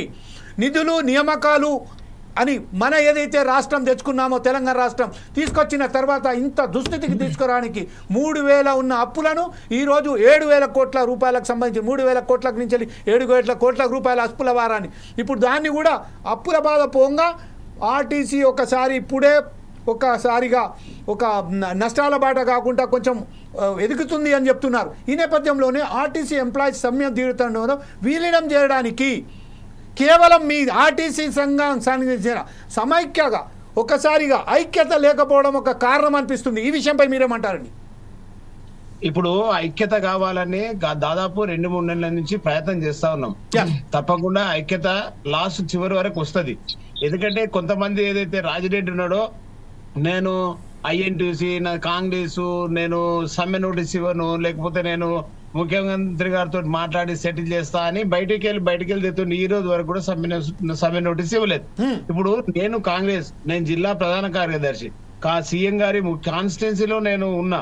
నేనంటే వికారాబాద్ జిల్లాలో ఉన్నా. నేను పరిగినది కానీ నేను ఆర్టీసీ ఉద్యోగులను దృష్టిలో పెట్టుకొని సమ్మె నోటీస్ ఇవ్వాల్సి వచ్చింది. ఎందుకు ఇచ్చినాము? ఐక్యంగా ఉండాలి, ఐక్యంగా ఉంటే సమస్యలు పరిష్కారం అవుతుంది అనే ఉద్దేశంతో. ఇప్పుడు అశ్వత్థామరెడ్డి ఒక ఆయన బయట ఉన్నాడు, ఆయన ఎంబడే వర్కర్లు ఇప్పుడు మొత్తం అందరు కూడా ఏదైతే ఏఆర్ రెడ్డి వర్గం, అదే విధంగా థామస్ రెడ్డి, కొంతమంది యాదయ్య, కొంతమంది కమలాకర్, వీళ్ళందరి ఆధ్వర్యంలో ఇప్పుడు టీఎంఈ ఉన్నది. సో టీఎంఈ కూడా మద్దతు ఇచ్చింది. ఇప్పుడు రాజిరెడ్డి దగ్గర మంది లేరు, అదే విధంగా ఈ అశ్వత్థామరెడ్డి ఎంబడి కూడా మంది లేరు. వాళ్ళు కేవలం బయటికి వెళ్ళి మాకు సమ్మె నోటీస్ ఇచ్చిన వాళ్ళకు మాట్లాడకుండా మాతోటి మాట్లాడండి, మేము లోపాయికార ఒప్పందం ఒప్పుకుంటాము, లేకపోతే మాతో చర్చించండి అని ప్రభుత్వం దృష్టికి ఈ యొక్క ఎవరైతే రాజిరెడ్డి మళ్ళీ కొంతమంది ప్రయత్నం చేస్తా ఉన్నారు. కానీ ఏదేమైనా ఈ రోజు మేము ముఖ్యమంత్రి గారి పైన విశ్వాసం ఉంది, మా యొక్క సమస్యలు తీరుస్తాననేటువంటి నమ్మకం ఉంది. ఎందుకంటే ముఖ్యమంత్రి గారే చాలా సార్లు చెప్పిండు ఆర్టీసీ ఉద్యోగులు చాలా పనిచేస్తా ఉన్నారు. నిన్న కూడా ముఖ్యమంత్రి మాట్లాడుతూ ఆర్టీసీ ఉద్యోగుల సమస్యలు ఒక చర్చకు తీసుకొచ్చి మరి పరిష్కరించాలని మేము చెప్తున్నామని చెప్పడంతో మేము కూడా సంతోషం వ్యక్తం చేయడం జరిగింది. కానీ ఇటువంటి పరిస్థితుల్లో కొంతమంది కావాలని ఒక కుట్రపూరితంగా ఏదో సమ్మెను విచ్ఛిన్నం చేయడానికి మరి మేనేజ్మెంట్ తోటో లేకపోతే ప్రభుత్వంతో లోపాయికారి ఒప్పందం చేసుకొని ఏదో విధంగా మాకు 1-2 సమస్యలు పరిష్కరించండి బయటికి వస్తాము అనే విధంగా కొంతమంది ప్రయత్నం చేస్తా ఉన్నారు. కానీ యావత్తు ఆర్టీసీ ఉద్యోగులందరూ కూడా సమ్మె చేసాం, ఒకవేళ సమస్య పరిష్కరించకపోతే కానీ తప్పకుండా సమ్మె మేము చేయాలని మా ఉద్దేశం కాదు. కానీ ఈ రోజు ముఖ్యమంత్రి గారు తప్పకుండా మా సమస్యలు పరిష్కరిస్తారని హనుమంత్ గారు మరొకసారి మీ వద్దకు వస్తానండి. ఇప్పుడు ప్రస్తుతం ఒకసారి మౌలానా దగ్గరికి వెళ్దాం. మౌలానా గారు అంటే మన మిత్రులు చెప్పినట్టు హనుమంత్ గారు చెప్పినట్టు కొంతమంది ఎవరైతే ఉన్నారో మీ కార్మికులకు సంబంధించిన కొంతమంది ఎవరైతే నాయకులు ఉన్నారో వారికి సమ్మెకు మేము ఐఎన్టీసీలో ఉన్నాము, ఫలాంలో ఉన్నామని కార్మికుల సమస్యల పట్ల చిత్తశుద్ధి లేనటువంటి ఈ కార్మిక నాయకులకు సంబంధించి మీరేమంటే చెప్తారు? అంటే నీళ్లు నియామకాలు నిధులు అని తీసుకొచ్చిన తెలంగాణకు సంబంధించింది ఈరోజు ఆర్టీసీ మొత్తం విచక్షణం చేయడానికి 2019లో 2019లో ఏదైతే సమ్మెను మొత్తం నాశనం పట్టించింది కూడా కొంతమంది నాయకులే. అప్పుడు 52 రోజుల పాటు ఏకదాటిగా చేసిన సమ్మెను కూడా విచక్షణం చేసిర్రు కొంతమంది నాయకులే. దానికి రోజు మరొకసారి ఇప్పుడు 52 రోజులు అండి, 55 రోజులు అంటే 50 సరే ఓకే 55 రోజులు అంటున్నారు మన హనుమంత్ గారు. 52 రోజులనే నాకున్న సమాచారం. ఎనీవే 55 రోజుల సమ్మెను విచక్షణం చేసిర్రు. ఈరోజు ఇప్పటికీ అది కోలుకోలేని దెబ్బ. ఇప్పటికీ కొంతమంది మీద అలాగే కేసులు కూడా ఉన్నాయి. వారికి ఎంతో మందిని తొలగించడం జరిగింది ఆ సమయంలో సంబంధించింది. ఇప్పుడు కూడా కొంతమంది శక్తులు ఈ సమ్మెను విచక్షణం చేయడానికి ప్రయత్నం చేస్తున్నారు. ఈ విషయంలో మౌలానా గారు మీరేమంటారండి?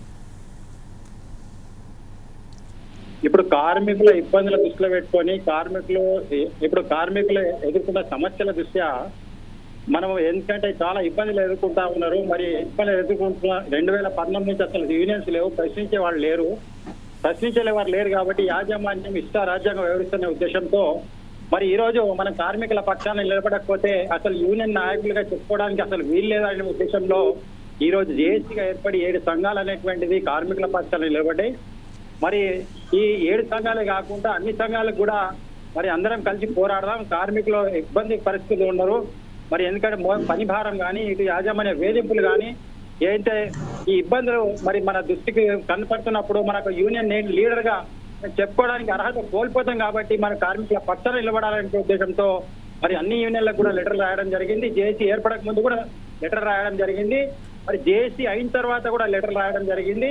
మన కార్మికుల పక్షాన ఉందాం, కార్మికుల పక్షాన ఉండి పోరాటం చేద్దామనే ఉద్దేశంతో మనం చెప్పడం జరిగింది. కానీ కొన్ని సంఘాలు అనేటువంటిది ఇక్కడ రావడం లేదు. మరి ఏదైతే మరి మీరంతా మళ్ళీ మాట్లాడుకొని మొదటిగా మళ్ళీ మరి ముందుకు పోదామనేటువంటి చెప్తా ఉన్నారు. ఈ రోజు వాస్తవం చెప్పాలంటే మరి ఏ సంఘాలు దాదాపుగా ఆగస్టు 24 నుంచి ఈ ఉద్యమం జేఏసీగా ఏర్పడి వివిధ రకాలుగా ఉద్యమాలు చేస్తా ఉన్నాయి. ఆగస్టు 24లో నల్ల బ్యాడ్జీల నిరసన చేయడం జరిగింది. సెప్టెంబర్ 21 ఇంద్ర పార్క్ లో పెద్ద ఎత్తున సామూహిక నిరాదీక్ష చేయడం జరిగింది. మరి నవంబర్ 5న జిల్లా కలెక్టర్లకు వినతి పత్రాలు సమస్యలు ఆర్టీసీ కార్మికుల సమస్యలు పరిష్కరించాలనే ఉద్దేశంతో మరి జిల్లా కలెక్టర్లకు వినతి పత్రాలు ఇవ్వడం జరిగింది.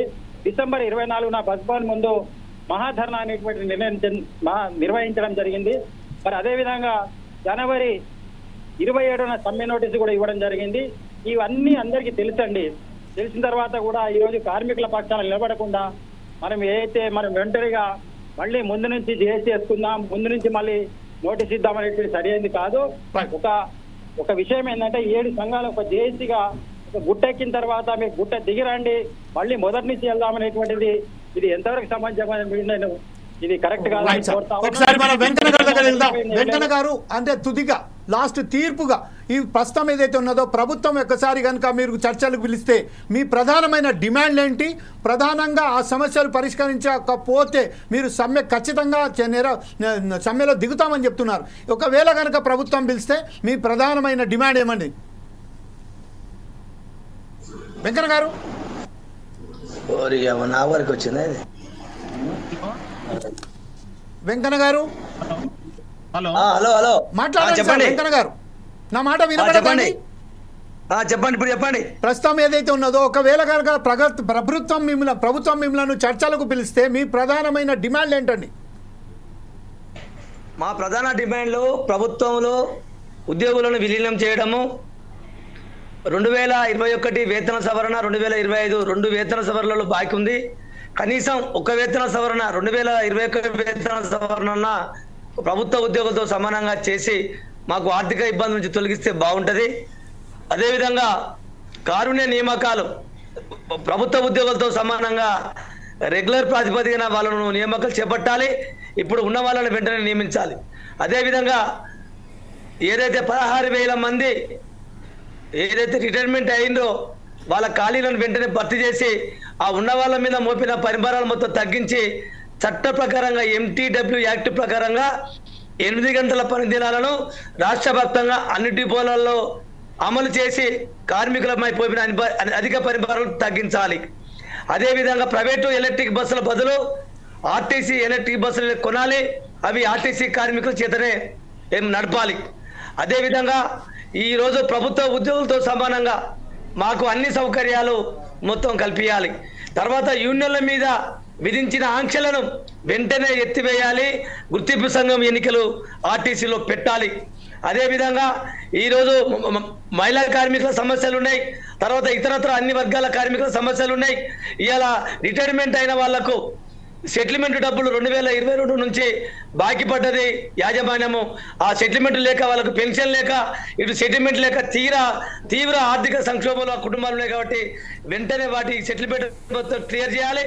అదేవిధంగా మాకు రావాల్సిన CCS PF బకాయిలన్నింటినీ క్లియర్ చేయాలి. మాకు రావాల్సినటువంటి బకాయిలు మొత్తం ఇవ్వాలి. తర్వాత మేము ఒక్కటే అడుగుతున్నాము, డిపోలలో ప్రశాంతత వాతావరణం లేదు.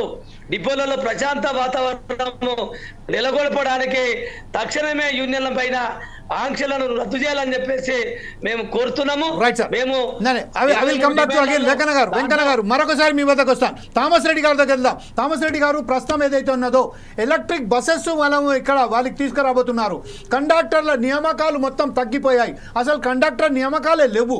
1 మ్యాన్ సర్వీస్గా నడుస్తున్నది. ఈ వ్యవస్థలో మార్పు రావాలని మీరేమైనా డిమాండ్ కూడా పెట్టదలుచుకున్నారా? థామస్ రెడ్డి గారు, do you here me? Thomas Reddy గారు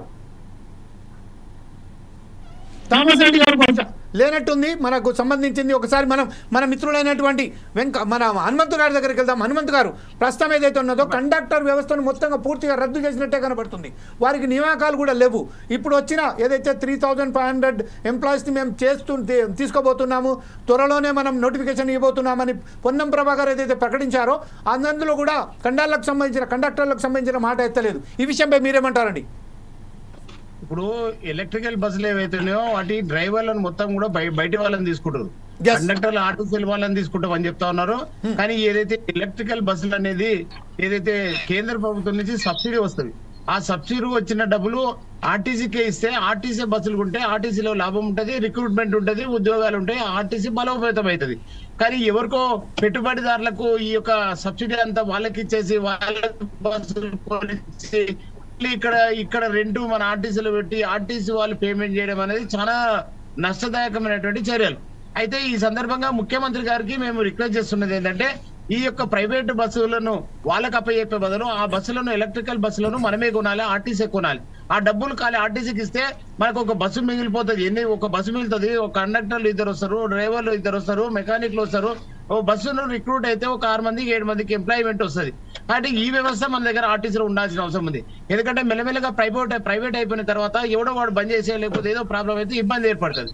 అందుకే మేము కూడా ఏమంటున్నాగా గతంలో హయ్యర్ బస్సులు చేసేటువంటి డ్రైవర్ అవుతున్నారో వాళ్ళకు కూడా రెగ్యులర్ గా ఉద్యోగాలు అంటే ఆర్టీసీలోనే వాళ్ళకు నియామక పత్రాలు ఇవ్వాలి, వాళ్ళనే ఆర్టీసీలో తీసుకోవాలనే డిమాండ్ కూడా ఎన్నో పెట్టడం జరిగింది. అయితే మీకు ఈ సందర్భంగా మీకు విజ్ఞప్తి చేస్తున్నది ఏంటంటే గతంలో 2019లో సమ్మె చేసినప్పుడు ఇదే అశ్వత్థామరెడ్డి, ఇదే రాజిరెడ్డి, ఇదే విఎస్ రావు ఇప్పుడు ఏదైతే వీళ్ళు సమ్మె నోటీస్ ఇవ్వకుండా ఈ రోజు విచ్ఛిన్నం చేయడానికి ప్రభుత్వంతో ఏదో ఒకటి లోపాయికారి ఒప్పందం పెట్టుకొని మేము మా బస్సులు నడుపుతాం అనే విధంగా కుట్ర జరుగుతూ ఉన్నది. కానీ మేమేమంటున్నామంటే ఆ రోజు 2019లో 38 మందికి చనిపోయిన తర్వాత కూడా ఎలాంటి ఒప్పందం లేకుండా ఆ రోజు అశ్వత్థామరెడ్డి అదే విధంగా ఆయన విఎస్ రావు ఇదే రాజిరెడ్డి సమ్మె విత్డ్రా చేసుకున్నారు. ఆ విత్డ్రా చేసుకోవడంతో ఆర్టీసీ కార్మికులు అందరూ కూడా రోడ్డు పాలైనారు. ఈ రోజు ఈ వ్యవస్థ తీసుకొచ్చి ఇప్పుడు కూడా ఇంకా మేమే ముందర ఉంటాం, లేకపోతే మేము సమ్మె చేయం, మాకు మేము చెప్పింది నడవాలి అనేటువంటి ఆలోచనతో ఉన్నారు. కానీ ఎవరైనా కార్మిక నాయకుడు ఎవరు ఉండాలంటే సమస్య వస్తే అందరూ ఒకటి కావాల్సిన అవసరం ఉంది. యావత్తు ఉద్యోగులందరూ కూడా ఈ డిపార్ట్మెంట్ కాదు ఏ డిపార్ట్మెంట్ అయినా ఒక సమస్య వస్తే అందరూ కలిసి పోరాడి సమస్యను పరిష్కరిస్తారు. కానీ విచిత్ర పరిస్థితి ఏముందంటే గతంలో మోసం చేసినట్టు ఇప్పుడు కూడా మోసం చేయాలని ప్రయత్నం చేస్తా ఉన్నారు. రాజిరెడ్డి ఏదో మీటింగ్ల పేరుతోటి కాలయాపన చేస్తా ఉన్నారు. అసలు రాజిరెడ్డికి ఈ యొక్క కాంగ్రెస్ కి అసలు ఎలాంటి సంబంధం లేదు. గతంలో సిపిఎం వాళ్ళు ఆ పార్టీలో తిరిగిండు, ఇప్పుడు వచ్చి నేనే కాంగ్రెస్, నాతోటి ఐఎన్టీసీ, నేనే చర్చలు నాతోటి మాట్లాడానని ఈ రోజు ప్రభుత్వం దగ్గర రంగనాచి మాటలు ఆడుతా ఉన్నారు. అదేవిధంగా రాజిరెడ్డి ఏం చెప్తున్నారంటే అప్పుడు అశ్వత్థామరెడ్డి విత్డ్రా చేసిండు, అప్పుడు నేను విత్డ్రా చేసిన, మరి ఇప్పుడు మాతోటే మాట్లాడండి అని లోపాయికారి ఒప్పందం చేసే ప్రయత్నం చేస్తున్నాను. కానీ ఈ రోజు అశ్వత్థామరెడ్డి మాట వినే పరిస్థితి లేదు, రాజిరెడ్డి మాట వినే పరిస్థితి లేదు. ఎందుకంటే ప్రభుత్వంలో విలీనం ఏదైతే ముఖ్యమంత్రి గారు కాకముందు చెప్పింది ఏదైతే ఉన్నదో అది చెయ్యాలంటారు. మేము ఈ యొక్క కాంగ్రెస్ ప్రభుత్వానికి వ్యతిరేకం కాదు, మేము కాంగ్రెస్ ప్రభుత్వానికి ఎల్లప్పుడూ కూడా మీకు మేము సపోర్ట్ గా ఉంటాం. కానీ మాకు చేయాల్సింది ఏంటంటే మీరు మేనిఫెస్టోలో పెట్టిన సమస్యలు ఏవైతున్నాయో అవి మాకు పరిష్కరించండి. మేము మీకే రుణపడి ఉంటాం. యావత్తు తెలంగాణ ఉన్న రోజులు కూడా ఆర్టీసీ ఉన్న రోజులు కూడా ఈ టీఎస్ఆర్టీసీ ఉద్యోగులు ప్రభుత్వంలో విలీనమైంది అనేటువంటి పేరు రేవంత్ రెడ్డి గారికి వస్తుంది. మరి అటువంటి చరిత్ర మీరు తీసుకోవాలి. ఇంకో 4 కాలాలు అంటే ఇంకో 4 సార్లైనా సరే మీరు కాంగ్రెస్ ప్రభుత్వం వస్తే మేము కూడా సంతోషం వ్యక్తం చేస్తాం. కానీ మేము కాంగ్రెస్ ప్రభుత్వం గురించి కొట్లాడినాం కాబట్టి మేము ఇప్పుడు కొట్లాడేది మీ తోటి ఉన్న ప్రేమతోటి మీతో కొట్లాడుతున్నాం. ఏదో మీకు విరోధం ఎంచుకోవడానికి మేము కొట్లాడట్లేదు. మరి పొన్నం ప్రభాకర్ గారు కూడా మేము వెళ్ళి అయ్యా మినిస్టర్ ముఖ్యమంత్రి గారికి తీసుకెళ్లి మొన్న 4 రోజుల కింద మాట్లాడినాం. ముఖ్యమంత్రి గారి దృష్టికి తీసుకెళ్ళండి, ఈ యొక్క ఆర్టీసీ ఉద్యోగులు జీతాలు తక్కువ ఉన్నాయి, శ్రమభారం పెరిగిపోయింది, ప్రభుత్వంలో విలీనం కాక ఓన్లీ డేట్ ఆఫ్ అపాయింట్మెంట్ మాత్రం మిగిలిపోయింది. డేట్ ఆఫ్ అపాయింట్మెంట్ ఇస్తే సరిపోతుంది, యావత్తు ఆర్టీసీ ఉద్యోగులు సంతోషంగా ఉంటారు.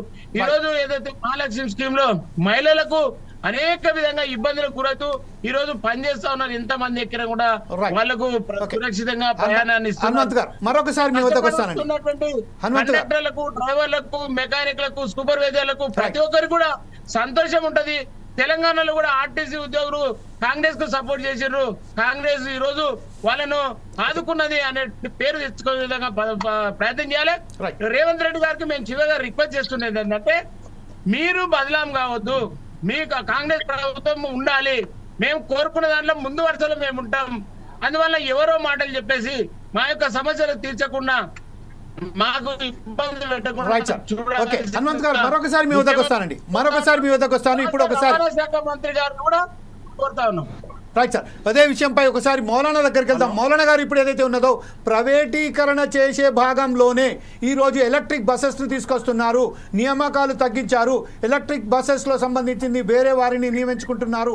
అంటే ఏదైతే మనం ఒకసారి వెంకన్న గారు చెప్పినట్టుగా ఆయన జీతభత్యం 42,000 ఉన్నదని చెప్పారు. అది అతను కూడా పే స్లిప్ కూడా చూపెడతానని చెప్పారు. కానీ ఈరోజు ఏదైతే ఉన్నదో డ్రైవర్లకు సంబంధించి కానీ ప్రైవేట్గా కన్సల్టెంట్గా ఎవరైతే టెంపరీగా ఏదైతే తీసుకుంటున్నారో వారికి కేవలం 15,000 రూపాయలు ఇస్తున్నారు. కండక్టర్లను కూడా అలాగే 15,000 ఇచ్చేసి వాళ్ళని తీసుకొచ్చి వాళ్ళ భవిష్యత్తును అంటే మనం ప్రత్యేకంగా చూసిన విషయం ఏంటంటే MBA, డబల్ MSc చేసిన కూర్లు కూడా ఈరోజు ఆర్టీసీలో కండక్టర్లుగా 30 సంవత్సరాల పాటు పనిచేసినప్పటికీ వారికి ఉద్యోగంలో పురోగతి లేదు, వాళ్ళకి ప్రమోషన్స్ లేవు, వాళ్ళ జీతభత్యాలు పెంచడం లేదు. అదేవిధంగా గత ప్రభుత్వం నిధులు నియామకాలు నీరు అని తీసుకొచ్చిన ప్రభుత్వం కూడా ఈరోజు వైఫల్యం మొత్తం కంప్లీట్గా ఆర్టీసీ వ్యవస్థను కూడా నాశనం పట్టించింది. ఈరోజు కూడా ఇప్పుడు ఇదే దుస్థితిలో ఈ ప్రభుత్వం కూడా అలాగే చేస్తున్నదని మనం భావించవచ్చా? లేకపోతే దీంట్లో మార్పు తీసుకొచ్చి ఎవరైతే 30 సంవత్సరాలు వాళ్ళు రిటైర్మెంట్కి వచ్చారండి, వారికి ఇప్పటిదాకా ఉద్యోగాలలో పురోగతి లేదు, వాళ్ళకు ప్రమోషన్స్ లేవు, ఆ విషయంపై మీరేమంటారండి? సార్, ఇప్పుడు ఎలక్ట్రిక్ బస్సులు అనేటువంటి దానికి అసలు మేము వ్యతిరేకం కాదండి. అసలు ఎలక్ట్రిక్ బస్సులు అనేటువంటిది మేము సంస్థలో ప్రవేశపెడుతున్నప్పుడు మేము స్వాగతిస్తా ఉన్నాం. కానీ ఎలక్ట్రిక్ బస్సులు ఆర్టీసీ సంస్థ నిర్వహించాలనేటువంటిదే మా ప్రధాన ధ్యేయము. గతంలో ఇదే కాంగ్రెస్ యూపీఏ ప్రభుత్వం ఉన్నప్పుడు JNNRM అనేటువంటిది బస్సులు తీసుకొచ్చారు. అది ఆర్టీసీకి నిర్వహించే రకంగా వాళ్ళు చర్యలు తీసుకున్నారు. ఇప్పుడు కూడా మేము కోరేది ఏంటంటే ఎలక్ట్రిక్ బస్సులకు ఏదో మేమే వ్యతిరేకం అనేటువంటిది కాకుండా ఆ బస్సులు ఏదైతే కొనిస్తే మేము నిర్వహించి సంస్థకు మంచి పేరు తీసుకొస్తాము అనేటువంటి చెప్తా ఉన్నాం. ఎందుకంటే ఈ సబ్సిడీ రూపంలో ఒక్కొక్క బస్సుకు దాదాపు 40-50 లక్షల సబ్సిడీ ప్రైవేట్ కార్పొరేటర్ల చేతులకు వెళ్తుంది. అది పోనీయకుండా సంస్థకు ఇచ్చినట్లయితే అయితే దాదాపు 3,000 బస్సులు ఇచ్చినట్లయితే 3,000 ఇంటూ ఏదో 40 లక్షలు అనేటువంటిది అమౌంట్ మా సంస్థకు వస్తే సంస్థ మంచిగా నిర్వహిస్తున్న ఉద్దేశంతో ఈ రోజు మేము సంస్థ నిర్వహించేటట్లు చర్యలు తీసుకోవాలని కూడా ఈ కాంగ్రెస్ ప్రభుత్వాన్ని మరి కోరుతా ఉన్నాం. ఎందుకంటే ఇప్పుడు పొల్యూషన్ పేరుతో ఏదైతే వాళ్ళు నిర్ణయం తీసుకున్నారో దాన్ని స్వాగతిస్తా ఉన్నాం. కానీ ఆర్టీసీ నిర్వహించాలని ఇదే మా ప్రధానమైన అంశం. అంతేగాని వాస్తవం చెప్పాలంటే ఇప్పుడు 2017 అనేటువంటిది కూడా ఏదో PRC ఏదో చేశారో మరి గత ప్రభుత్వం 16% IR ఇచ్చిన తర్వాత 5% అనేటువంటిది ఈ కాంగ్రెస్ ప్రభుత్వం ఇచ్చిన తర్వాత మరి ఈ ఫిట్మెంట్ ఇవ్వడం జరిగింది. 21% ఇచ్చి మరి 6% HRA తగ్గుదల చేయడం జరిగింది. 6% HRA తగ్గిస్తే అసలు 15% ఫిట్మెంట్ అనేటువంటిది వచ్చింది. మరి ఈ రకంగా ఎట్లా అంటే ప్రభుత్వం ఎందుకంటే సెంట్రల్ గవర్నమెంట్ కానీ ఈ రాష్ట్ర ప్రభుత్వం ఎందుకంటే ప్రభుత్వ ఉద్యోగులకు 6% అనేటువంటిది ఏదైతే తగ్గిస్తారో ఏదైతే HRA ఆ దాని ప్రకారం మేము తగ్గిస్తా ఉన్నామని చెప్పారు. మరి అదే గవర్నమెంట్ ఉద్యోగులు 30% ఇచ్చినప్పుడు మరి మాకు కూడా 30% ఇచ్చి 6% తగ్గిస్తే బాగుంటుండే. కానీ మాకు 21%లో 6% తగ్గించి 16% తీసుకొచ్చారు. అక్కడ ఆర్థికమైన ఇబ్బందులు ఎదుర్కొన్నాయి. ఆ ఇబ్బందులు లేకుండా చూడాలనేటువంటిదే మా ప్రధాన అంశము. ఇప్పుడు 2021, 2025 అనేటువంటి 2 PRCలు బాకీ ఉన్నాయి. ఆ 2 PRCలు మరి అమలు చేయాలని చెప్తా ఉన్నాం. అదే రకంగా DAలు ఇచ్చారు కానీ DA ఏరియర్స్ లేవు. ఆ DA ఏరియర్స్ కూడా మరి చెల్లించాలని చెప్తా ఉన్నాం. 2017 అయితే PRC చేశారో దాని బకాయిలు కూడా చెల్లించలేదు కాబట్టి ఆ బకాయిలు కూడా చెల్లించాలని కోరుతా ఉన్నాం. ప్రధానంగా మనం ఒకసారి వెంకన్న దగ్గరికి వెళ్దాం. వెంకన్న, ప్రస్తుతం మీరు లైన్ లో ఉన్నారండి?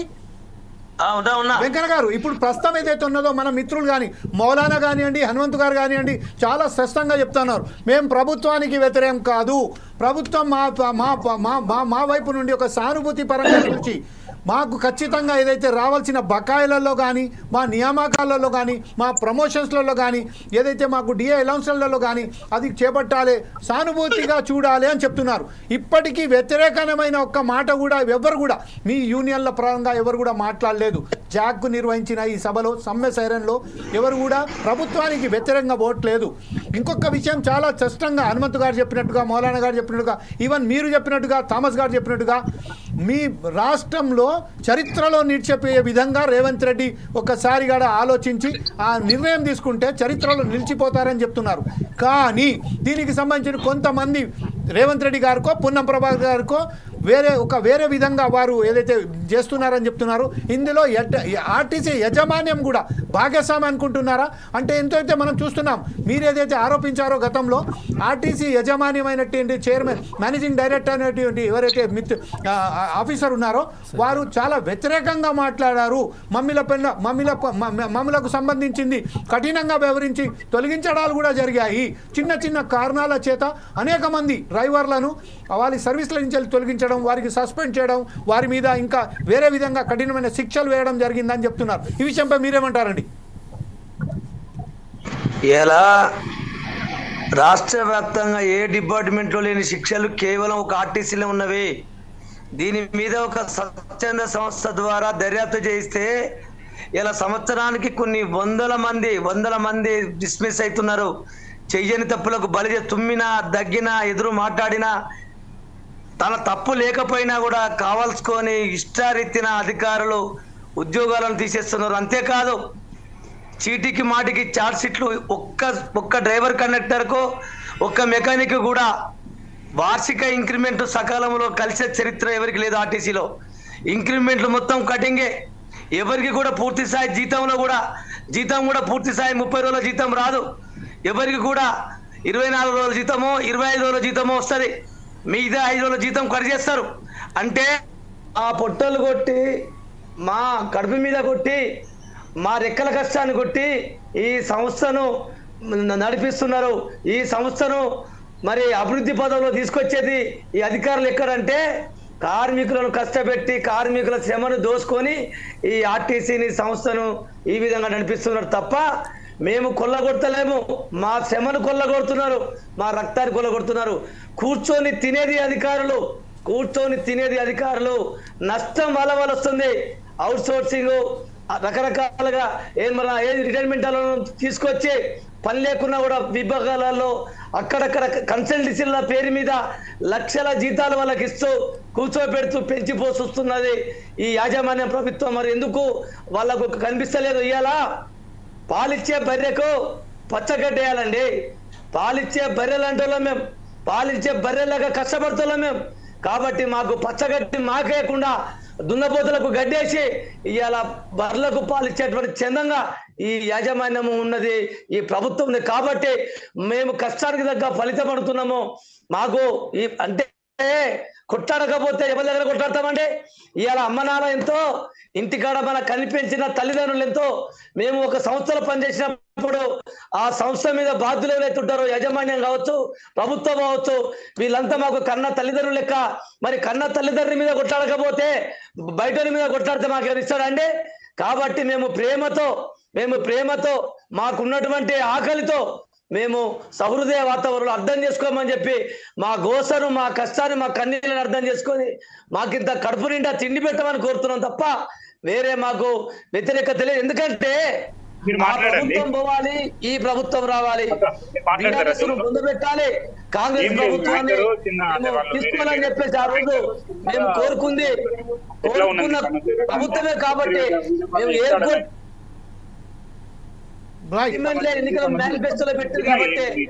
Okay, right sir. ఒక్క విషయం, మన వెంకన్న గారు కొంచెం ఒక్క నిమిషం పాటు మీరు అట్లనే లైన్లో ఉండండి. ప్రస్తుతం మన రిపోర్టర్ ఎవరైతే ఉన్నారో బస్ భవన్ కారా, మీరు ఏదైతే సమ్మె సైరన్ నోటీస్ సంబంధించిన ప్రెస్ మాట్లాడారో ఇప్పుడు అక్కడనే మా రిపోర్టర్ కూడా ఉన్నారు. కాబట్టి ఆ రిపోర్టర్తో మనం మాట్లాడి లైవ్లో అక్కడ మీ సమస్యలు, లెనిన్ గారు, మా రిపోర్టర్ లెనిన్ గారు అక్కడ ఉన్నారు, వారితో మాట్లాడి మనం ఆ సమస్యల పట్ల వాస్తవానికి అక్కడ ఉద్యోగులు పడుతున్న అవస్థకు ప్రత్యేకంగా వారి ద్వారానే వినడానికి ప్రయత్నం చేద్దాం. ఇంకొక భాగంలో మనకు చెప్పదలుచుకున్నది ఏంటంటే, గతం ఏదైతే ఉన్నదో, గతంలో ఉద్యోగస్తులు యూనియన్కి కాకుండా కొంతమంది ఎవరైతే మీడియాతోని కానీ తన గోడు విలపించడానికి ప్రయత్నం చేశారో ఆ విషయానికి దృష్టిలో పెట్టుకున్న యాజమాన్యం వారి మీద కక్ష కట్టి వారికి సంబంధించి లేనిపోని వారి మీద కక్షలు కట్టి వారి మీద ఆరోపణలు చేసి వారి ఇంక్రిమెంట్లు వాళ్ళు తొలగించడాలు వారికి సంబంధించిన లీవ్లు క్యాన్సిల్ చేయడాలు లేకపోతే ఇంకా 16 hours 18 hours 20 hours long journey duties ఇవ్వడం అనేది జరిగింది. ఈ విషయంపై మనం ప్రత్యేకంగా మా రిపోర్టర్ లెనిన్ గారు అందిస్తున్న వార్తలను మనం ప్రత్యేక ప్రసారం ద్వారా మనం చూసడానికి ప్రయత్నం చేద్దాం. Please PCR go to the Lenin. Lenin, do you hear me? sir. Sir, what is happening at there? ఏం జరుగుతుంది అక్కడ?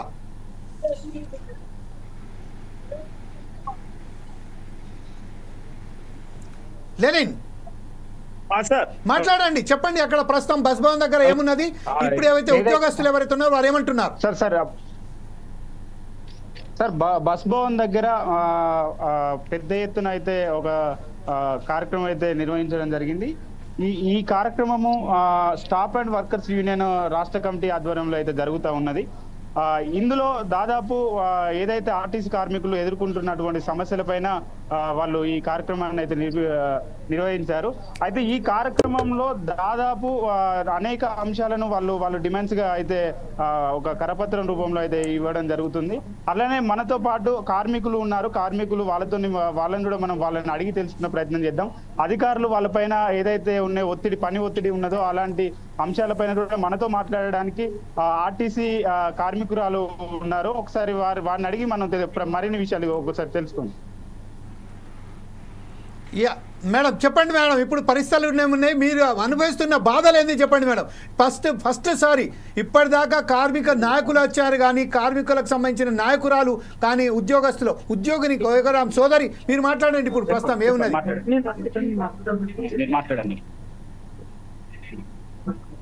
నేను సువర్ణ కాచివడిపోనండి. ఓకే, నేను నా సమస్య గురించి మాట్లాడట్లేదు కానీ ఆర్టీసీ సమస్య గురించి మాట్లాడుతున్నాను. ఎగ్జాక్ట్లీ మాట్లాడండి.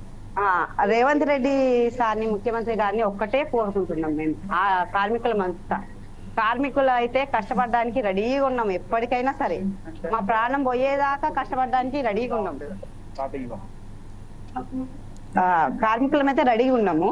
కాకపోతే మమ్మల్ని అయితే చాలా టార్చర్ చేస్తారు. ఏమనంటే గవర్నమెంట్ సరిగ్గా లేదు, మనము ఇట్లా చేయాలి అట్లా చేయాలని చాలా టార్చర్ చేస్తారు మమ్మల్ని. మేము ఆ టార్చర్ కూడా తట్టుకొని రేవంత్ రెడ్డి సార్ మాకు ఏమైనా చేస్తారనే ఎదురు చూస్తున్నాము. దయచేసి రేవంత్ రెడ్డి సారు ఆర్టీసీ కార్మికులను దృష్టిలో పెట్టుకొని కష్టపడే వాళ్ళకి ఫలితం ఇస్తే బాగుంటుంది అని చెప్పి నేను కోరుకుంటున్నాను. సోదరి, ఇప్పుడు ప్రస్తుతం ఏదైతే ఉన్నదో మీ అనుభవాలు చెప్పండి. ఇప్పుడు ఏదైతే మహాలక్ష్మి ఏదైతే ఫ్రీ బస్ సర్వీస్ మహిళలకు ఇచ్చిన తర్వాత మీరు యాజ్ ఎ కండక్టర్గా మీరు అనుభవిస్తున్న మీ అనుభవాలను కొంచెం పంచుకుంటారా మాతోటి? అదైతే చెప్పలేని బాధ. చెప్పుకుంటే మళ్ళీ దానిలోకి దిగినామా అన్నట్టు అనిపిస్తుంది. డ్యూటీ చేసినామా మర్చిపోయి ఇంట్లో పోయి ప్రశాంతంగా పండుకోవాలని అనుకుంటాము. డ్యూటీ చేసినంత సేపు ఆ బాధ తప్పదు. ఇప్పుడు ఆ బాధ గురించి అందరికీ తెలుసు, అధికారులందరికీ తెలుసు, అందరికీ తెలుసు. కానీ అన్ని లైట్ తీసుకుంటాం. మాకు అలవాటు అయిపోయింది. మాకు బాధలు పడి పడి పడి పడి అలవాటు అయిపోయింది. నేను 16 ఏళ్ల నుంచి ఆర్టీసీలో చేస్తున్నాను. నేను ఇంట్లో బాధలు పడి పడి అలవాటు అయిపోయింది. ఇంట్లో నుంచి డ్యూటీకి వచ్చి డ్యూటీలో కూడా పడి పడి అలవాటు అయిపోయింది. ఏమంటారంటే ఇప్పుడు రాతి ఆడవాళ్ళం అయిపోయినాం అంతే. ఎవరైనా ఏమన్నా అనుకోని, ఇప్పుడు లేడీస్ బస్సులో ఎక్కి నానా మాటలు అంటారు.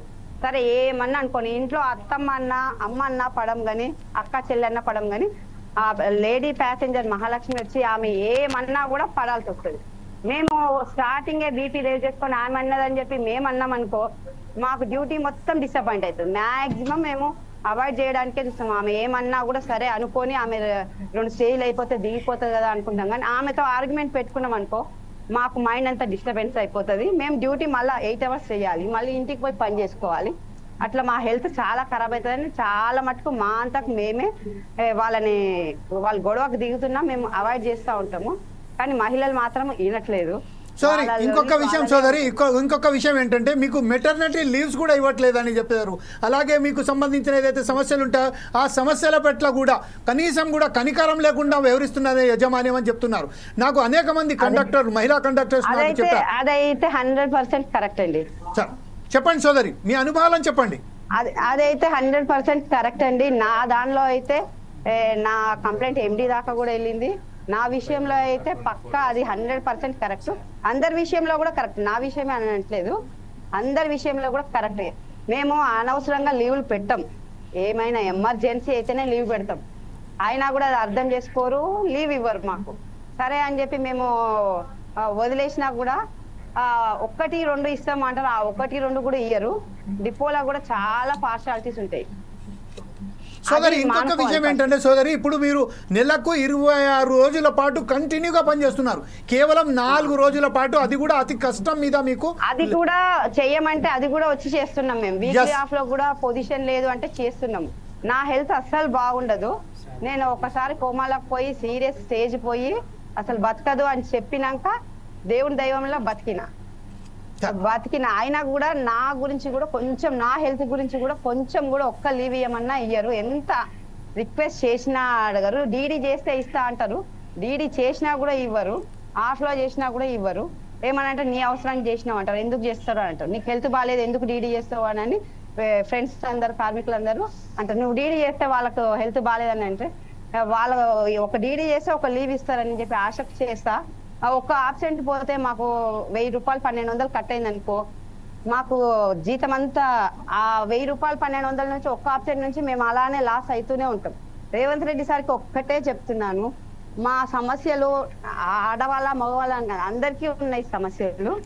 ఆర్టీసీ సమస్యలు మీరు ప్రత్యేకంగా కార్మికులతో మాట్లాడి తెలుసుకుంటే బాగుంటది. అధికారులను అడిగితే వాళ్ళన్ని తప్పుడు లెక్కలే చెప్తారు. మేము ఎంత కష్టపడుతున్నామో మాకు తెలుసు. సోదరి ఇంకొక విషయం ఏంటంటే, సోదరి ఇంకొక చిన్న విషయం ఏంటంటే, ఇప్పుడు ప్రస్తుతం ఎన్ని గంటల వరకు మీరు పనిచేస్తున్నారు సోదరి? మాది మాక్సిమం 8 అవర్స్ డ్యూటీ ఉంటుంది డే అవుట్ అయితే. మినిమం 8 అవర్స్, మాక్సిమం ఎంత? మినిమం 8 అవర్స్ డ్యూటీ చార్ట్ ప్రకారం. కానీ చార్ట్ ప్రకారం డ్యూటీ ఒక్కొక్కసారి కంప్లీట్ కాదు. జలీల్ గారు చెప్పండి జలీల్ గారు, ఇప్పుడైతే మహిళా సోదరులు ఒక్క నిమిషం మీ నాయకులు ఎవరైతే ఉన్నారో మాట్లాడుతున్నారు, ఒక్కసారి మీ వద్దకు వస్తాను ఇప్పుడే. ఒక్క నిమిషం మీరు చెప్పండి. ఇప్పుడు జలీల్ గారు, మహిళలు వాళ్ళకు నెలవారీ ఇబ్బందులు మాకు సంబంధం లేదు, మాకు డ్యూటీ వచ్చేసేయండి మీరు చేయండి అంటారు. అదే చెప్పాను ఇప్పుడు సోదరి, అదే చెప్పింది. అవును సార్, ఒక్క నిమిషం సార్. ఇప్పుడు మహిళలు డ్యూటీ కూడా ఏదో వాళ్ళకు సిటీలో 7:30 గంటలే డ్యూటీ ఉండాలి, వాళ్ళు కూడా 10 గంటలు 14 గంటల వరకు డ్యూటీ చేస్తున్నారు. ఎంత ఇబ్బందులు అంటే చెప్పలేనంత ఇబ్బందులు పడుతున్నారు. ఈ ఇబ్బందులు ఎప్పుడు వస్తుందంటే ఏదైతే 2019 స్ట్రైక్ చేసామో ఆ స్ట్రైక్ తర్వాత ఇవన్నీ ఎక్కువైపోయినాయి. అంటే రిక్రూట్మెంట్ కేసీఆర్ చేయకపోవడం, ఆ ఉన్న బస్సులను తగ్గించడం, మెల్లమెల్ల దాన్ని కుదించేసిండు. మొత్తం ఆర్టీసీనే సర్వనాశనం చేసిండు. ఆర్టీసీ ఉద్యోగులు ₹1 పెంచారు. ఈ రోజు చెప్తా ఉన్నా, ఈ రోజు వరకు నైట్ అవుట్ బాటాలు కానీ, ఏవైతే రెస్ట్ రూమ్ అలవెన్సులు కానీ, లేకపోతే డిఎల్ ఏమైనా ఉంటాయి ఏవి కూడా పెంచట్లేదు. అంటే మాకు ఎంతైతే అప్పుడు 10 నాడు రెస్ట్ రూమ్ ఎంతైతే అలవెన్స్ ఇస్తారో ఇప్పుడు అంతే ఇస్తున్నారు. Definitely I will come down to you. Hanumanth గారు మరోస్తాను, లాస్ట్ కంక్లూజన్ మీ దగ్గరికి వస్తాను. ఇప్పుడు సోదరి అక్కడ ఉన్నారు కాబట్టి, అక్కడ లైవ్ లో సోదరి మాట్లాడుతున్నారు కాబట్టి, సోదరి గారు ఇప్పుడు ఏదైతే మన హనుమంత్ గారు చెప్తున్నారో ఖచ్చితంగా ఏదైతే మీకు నెలకు సంబంధించిన ఏదైతే ఇబ్బందులు ఉంటాయో ఆ ఇబ్బందులలో కూడా లీవ్ ఇవ్వకుండా వాళ్ళంతా శోభకు గురి చేస్తున్నారని చెప్తున్నారు, శోభనకు గురి చేస్తున్నారని చెప్తున్నారు. అలాగే మీకు సంబంధించిన రావాల్సిన ఇంకొక విషయం సోదరి, ఇప్పుడు ప్రస్తుతం ఏదైతే గవర్నమెంట్ విలీనం చేయడానికి అన్ని దారులు వచ్చినప్పటికీ కోర్టు కూడా ఆదేశాలు ఇచ్చినప్పటికీ కూడా విలీనం చేయకపోవడానికి కారణం ఏమని భావించుకుంటున్నారు సోదరి, మీరు చెప్పండి. నా అభిప్రాయం అయితే ఆఫీసర్సే అడ్డపడుతున్నారని చెప్పి, రేవంత్ రెడ్డి సార్కి ఎలాంటి అడ్డంకులు లేదు, ఆఫీసర్సే అంత అడ్డం చేస్తున్నారని నేను అనుకుంటున్నా. ఎందుకంటే కార్మికులు కష్టపడడానికి ఎప్పుడైనా రెడీగా ఉన్నారు. ఎప్పుడైనా అర్ధరాత్రి పిలిచినా వస్తారు డ్యూటీకి. డిపో వైజ్ బెస్ట్ ఈపీకే ఉండాలని, బెస్ట్ యాక్సిడెంట్ జరగకుండా ఉండాలని డ్రైవర్స్ అయినా సరే, కండక్టర్స్ అయినా, కార్మికులైనా అందరము, మెకానిక్స్ అయినా అందరం కష్టపడుతున్నాము. కాకపోతే మా కష్టం బయటికి కనిపించదు, మేమే కష్టపడాలి అంతే. కానీ మాకే ఇచ్చేదానికి మాకు ఇచ్చే లీవ్ ఇయ్యరు. ఏ డిపోలైనా సరే, మా డిపోని కాదు, ఏ డిపోలో లీవ్లు ఇయ్యరు. సరే పొజిషన్ లేదు, రిక్రూట్మెంట్ లేదు, చేద్దాంలే, మనకేం పోయేది ఉంది, ఒక రోజు కష్టపడితే 4 రోజులు కష్టపడితే తర్వాత రిక్రూట్మెంట్ అయితే ఇస్తారు అని అనుకున్నాము. ఇంకో విషయం రేవంత్ రెడ్డి సార్ చెప్పాలి, ఇప్పుడు కొత్తగా తీసుకున్నారు కాంట్రాక్ట్ అని చెప్పి, పాపం వాళ్ళనైతే మరీ చాలా అన్యాయంగా తీసుకున్నారు. అంతకుముందు ఫాదర్స్ మదర్స్ జాబ్ ఇస్తే, రిక్రూట్మెంట్ ఇస్తే డైరెక్ట్ పర్మనెంట్ ఇస్తుంది. డైరెక్ట్ ఇవ్వకుండా కనీసం 1 year తర్వాత అన్నా పర్మనెంట్ చేస్తామని చెప్పి ఇవ్వాలి. ఇప్పుడైతే వాళ్ళకి చాలా అన్యాయం చేసిండు. సోదరి, ఇంకొక విషయం ఏంటంటే మీకు సాలరీ సరైన పద్ధతిలో దక్కుతున్నాయా? కాకపోతే ఇంకొక విషయం ఏంటంటే మీ మీద ఇంత కండిషన్స్ ఏమైనా పెట్టారా, ఇంత చేయాలి, ఇంత కలెక్షన్ తీసుకురావాలి అని కూడా మీరేమన్నా నియమించారా? ఆ టార్గెట్ అయితే ఉంటుంది. ఆ టార్గెట్ ఎట్లుంటది? ఇప్పుడైతే మహాలక్ష్మి వచ్చిన తర్వాత అనేక మార్లు ఎప్పుడైతే మహాలక్ష్మి వచ్చాక ఆ టార్గెట్ అనేది బాగా పెరిగిపోయి మహాలక్ష్మిని మైనస్ చేసేస్తారు. మీరు క్యాష్ ఎంత తెచ్చిందని అడుగుతారు. ఒక్కటి నేను డిపార్ట్మెంట్ చెప్పేది ఏంటంటే టిమ్ స్కానర్ పెట్టింది, అది కూడా మా అమౌంట్లకి మా లెక్కలకి రాదు అంటారు, డిపో లెక్కలకి రాదు అంటారు, ఈవెన్ మా అకౌంట్లకి రాదు అంటారు. ఇప్పుడు నేను ఒక కండక్టర్ని సువర్ణ, నేను టిమ్ స్కానర్ 1000 రూపాయలు తీసుకున్నాను, 1000 రూపాయలు లెక్కకే రాదు అంటారు. నేను 3000 క్యాష్ తీసుకున్నా, 1000 రూపాయలు స్కాన్ పే తీసుకున్నా, దాంట్లో 3000 క్యాష్ లెక్క వస్తుంది. లేడీస్ ది ఒక 8000 తీసుకున్నా అనుకో, లేడీస్ ది లెక్క రాదంటారు, లేడీస్ పక్కకు పెట్టేసేయని అంటారు. క్యాష్ 3000 లెక్కనే వస్తుంది. నేను మార్నింగ్ నుంచి మధ్యాహ్నం వరకు కష్టపడితే నేను మొత్తం కలిపి 16-17 తెస్తే దానిలో నా కలెక్షన్ 3000 లెక్క తీసుకుంటారు. టిమ్ స్కానర్ పోతుంది, టిమ్ స్కానర్ గవర్నమెంట్ కి పోతుంది అంటారు. ఆ 10 రూపాయలు కానీ 20 రూపాయలు కానీ మొత్తం గవర్నమెంట్ కి పోతుంది. అది డిపోకి కూడా రాదు, నీ కలెక్షన్ లో చూపించట్లేదు, నువ్వు ఏమైనా క్యాషే తీసుకోవాలంటారు.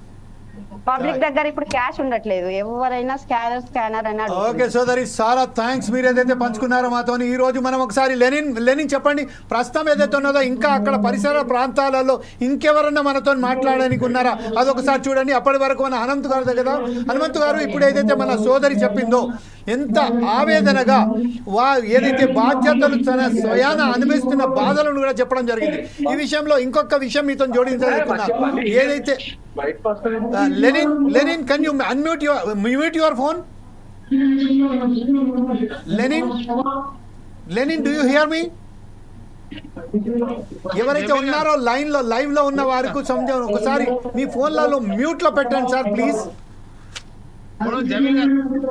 హనుమంత్ గారు, ఓకే, థామస్ రెడ్డి గారు కూడా మనకు లైన్ లో వచ్చారట. లైన్ లో ఒకసారి థామస్ రెడ్డి గారితో మాట్లాడదాం. థామస్ రెడ్డి గారు, ఒక విషయం ఏంటంటే ఈ రోజు ఒక సోదరి మాట్లాడుతూ తన ఆవేదన మొత్తం చెప్పింది, తన అనుభవాలను కూడా పంచుకున్నది.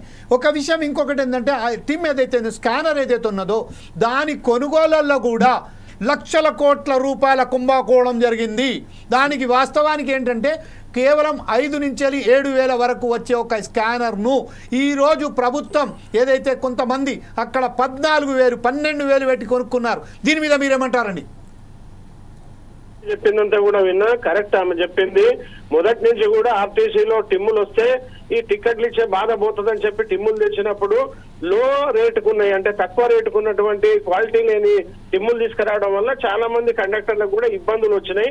అది ఒకసారి కాదు, 4 సార్లు 5 సార్లు నొక్కితే టికెట్ వచ్చే పరిస్థితి, ఒకసారి నొక్కితే రాదు, ఒకసారి వస్తే అట్లా కేసులై ఇళ్లకు పోయిన వాళ్ళ సంఖ్య కూడా చాలా ఎక్కువ ఉంది. ఉద్యోగాలు పోయినాయి నిర్దాక్షిణ్యంగా.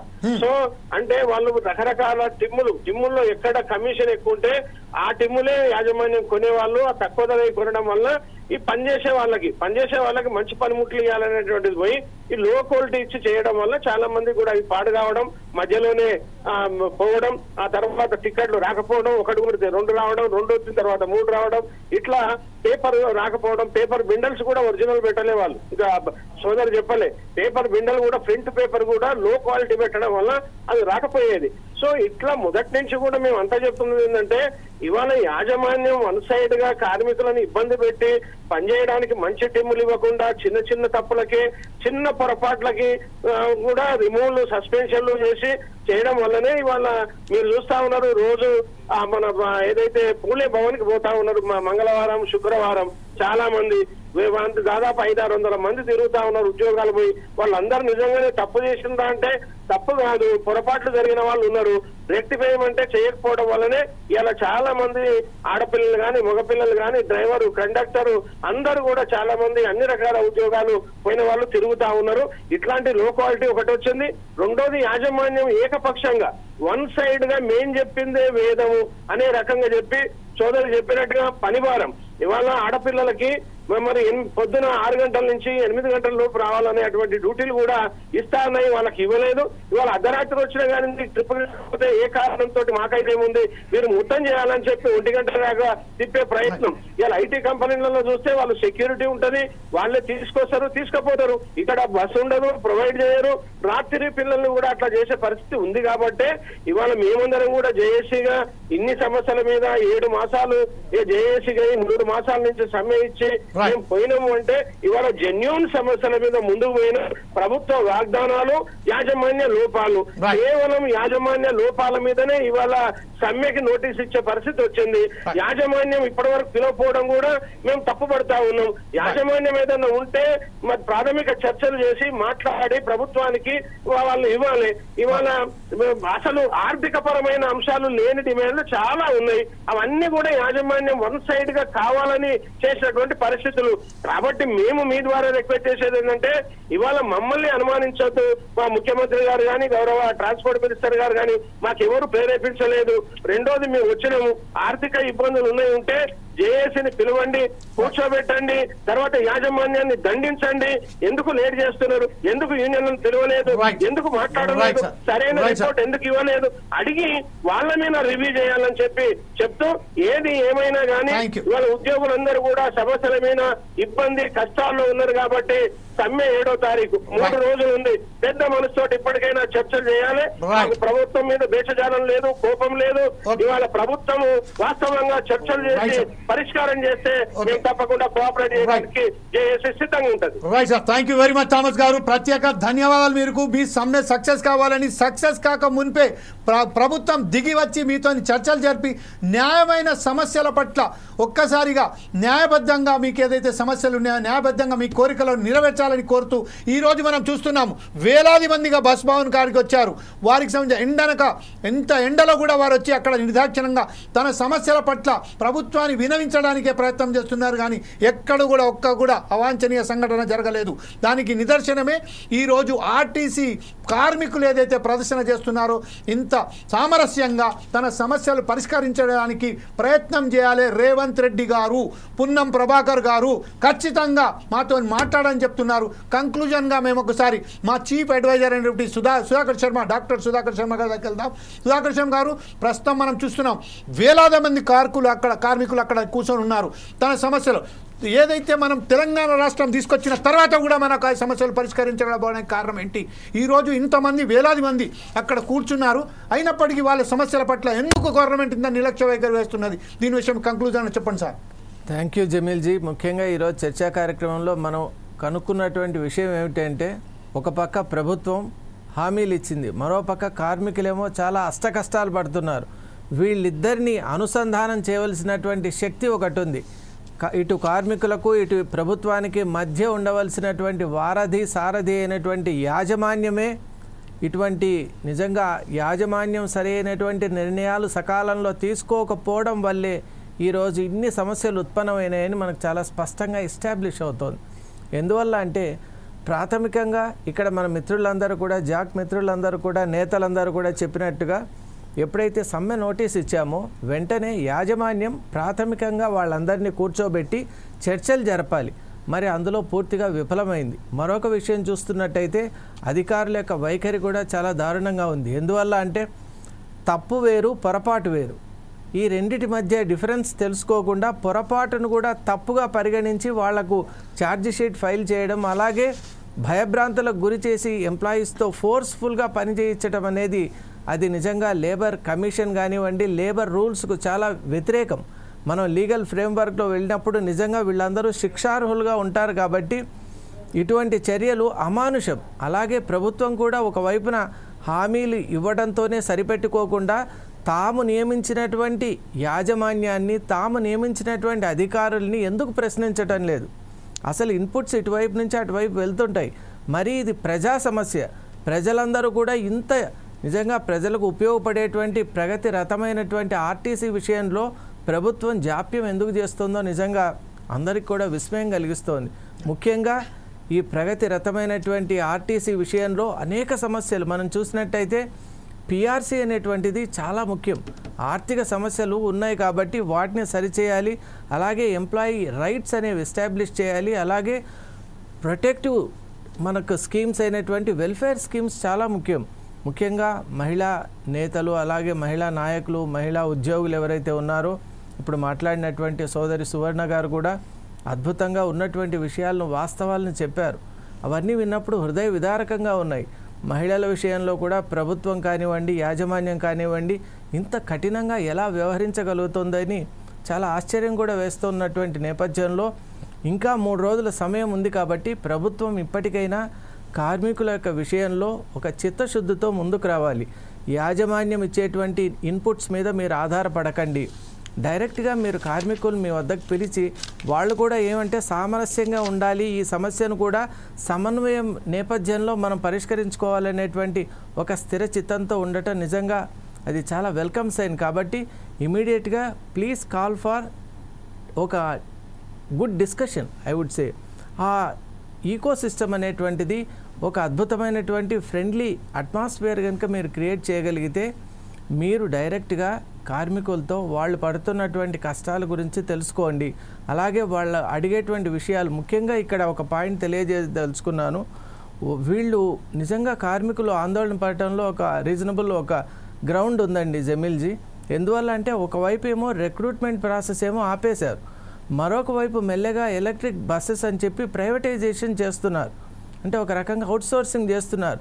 మరి ఇటు రెగ్యులర్ రిక్రూట్మెంట్ ఆపడము, అలాగే ప్రైవేటైజేషన్ను స్టేజ్ వైజ్గా ఇంప్లిమెంట్ చేయటం అనేది ఎంప్లాయీస్లో ఇక్కడ ఆర్టీసీ కార్మికుల్లో నిజంగా ఆందోళన కలగటానికి ఒక వ్యాలిడ్ గ్రౌండ్ ఇది. కాబట్టి ప్రభుత్వం స్పష్టత ఇవ్వాలి. అలాగే ముఖ్యంగా వాళ్ళు ఇచ్చినటువంటి హామీ, హైకోర్టు డైరెక్టివ్ అయినటువంటి విలీనం అనేటువంటి ప్రాసెస్ను ఎంత త్వరగా వీలైతే అంత త్వరగా చేసి ఆ గుడ్ న్యూస్ ప్రతి ఒక్క ఎంప్లాయీకి తెలిసేటట్టు చేయాలి. ఇలాంటి ఒక నేపథ్యంతో ముందుకు వెళ్ళాలి ప్రభుత్వం. ఇప్పుడు కార్మికులు ఇంతైనా కూడా వాళ్ళు ఇచ్చేటువంటి, వాళ్ళు కోరేటువంటి ఆ నిజాయితీతో అడిగేటువంటి విషయాల పట్ల సత్వరమే చర్యలు తీసుకోవాలని ఆశిస్తూ, ఆకాంక్షిస్తూ thank you Jameelji. Right, thank you very much Sudhakar Sharma గారు. ప్రస్తుతం ఏదైతే ఉన్నదో మనం చూస్తున్నాము కార్మికులకు సంబంధించిన సమ్మె.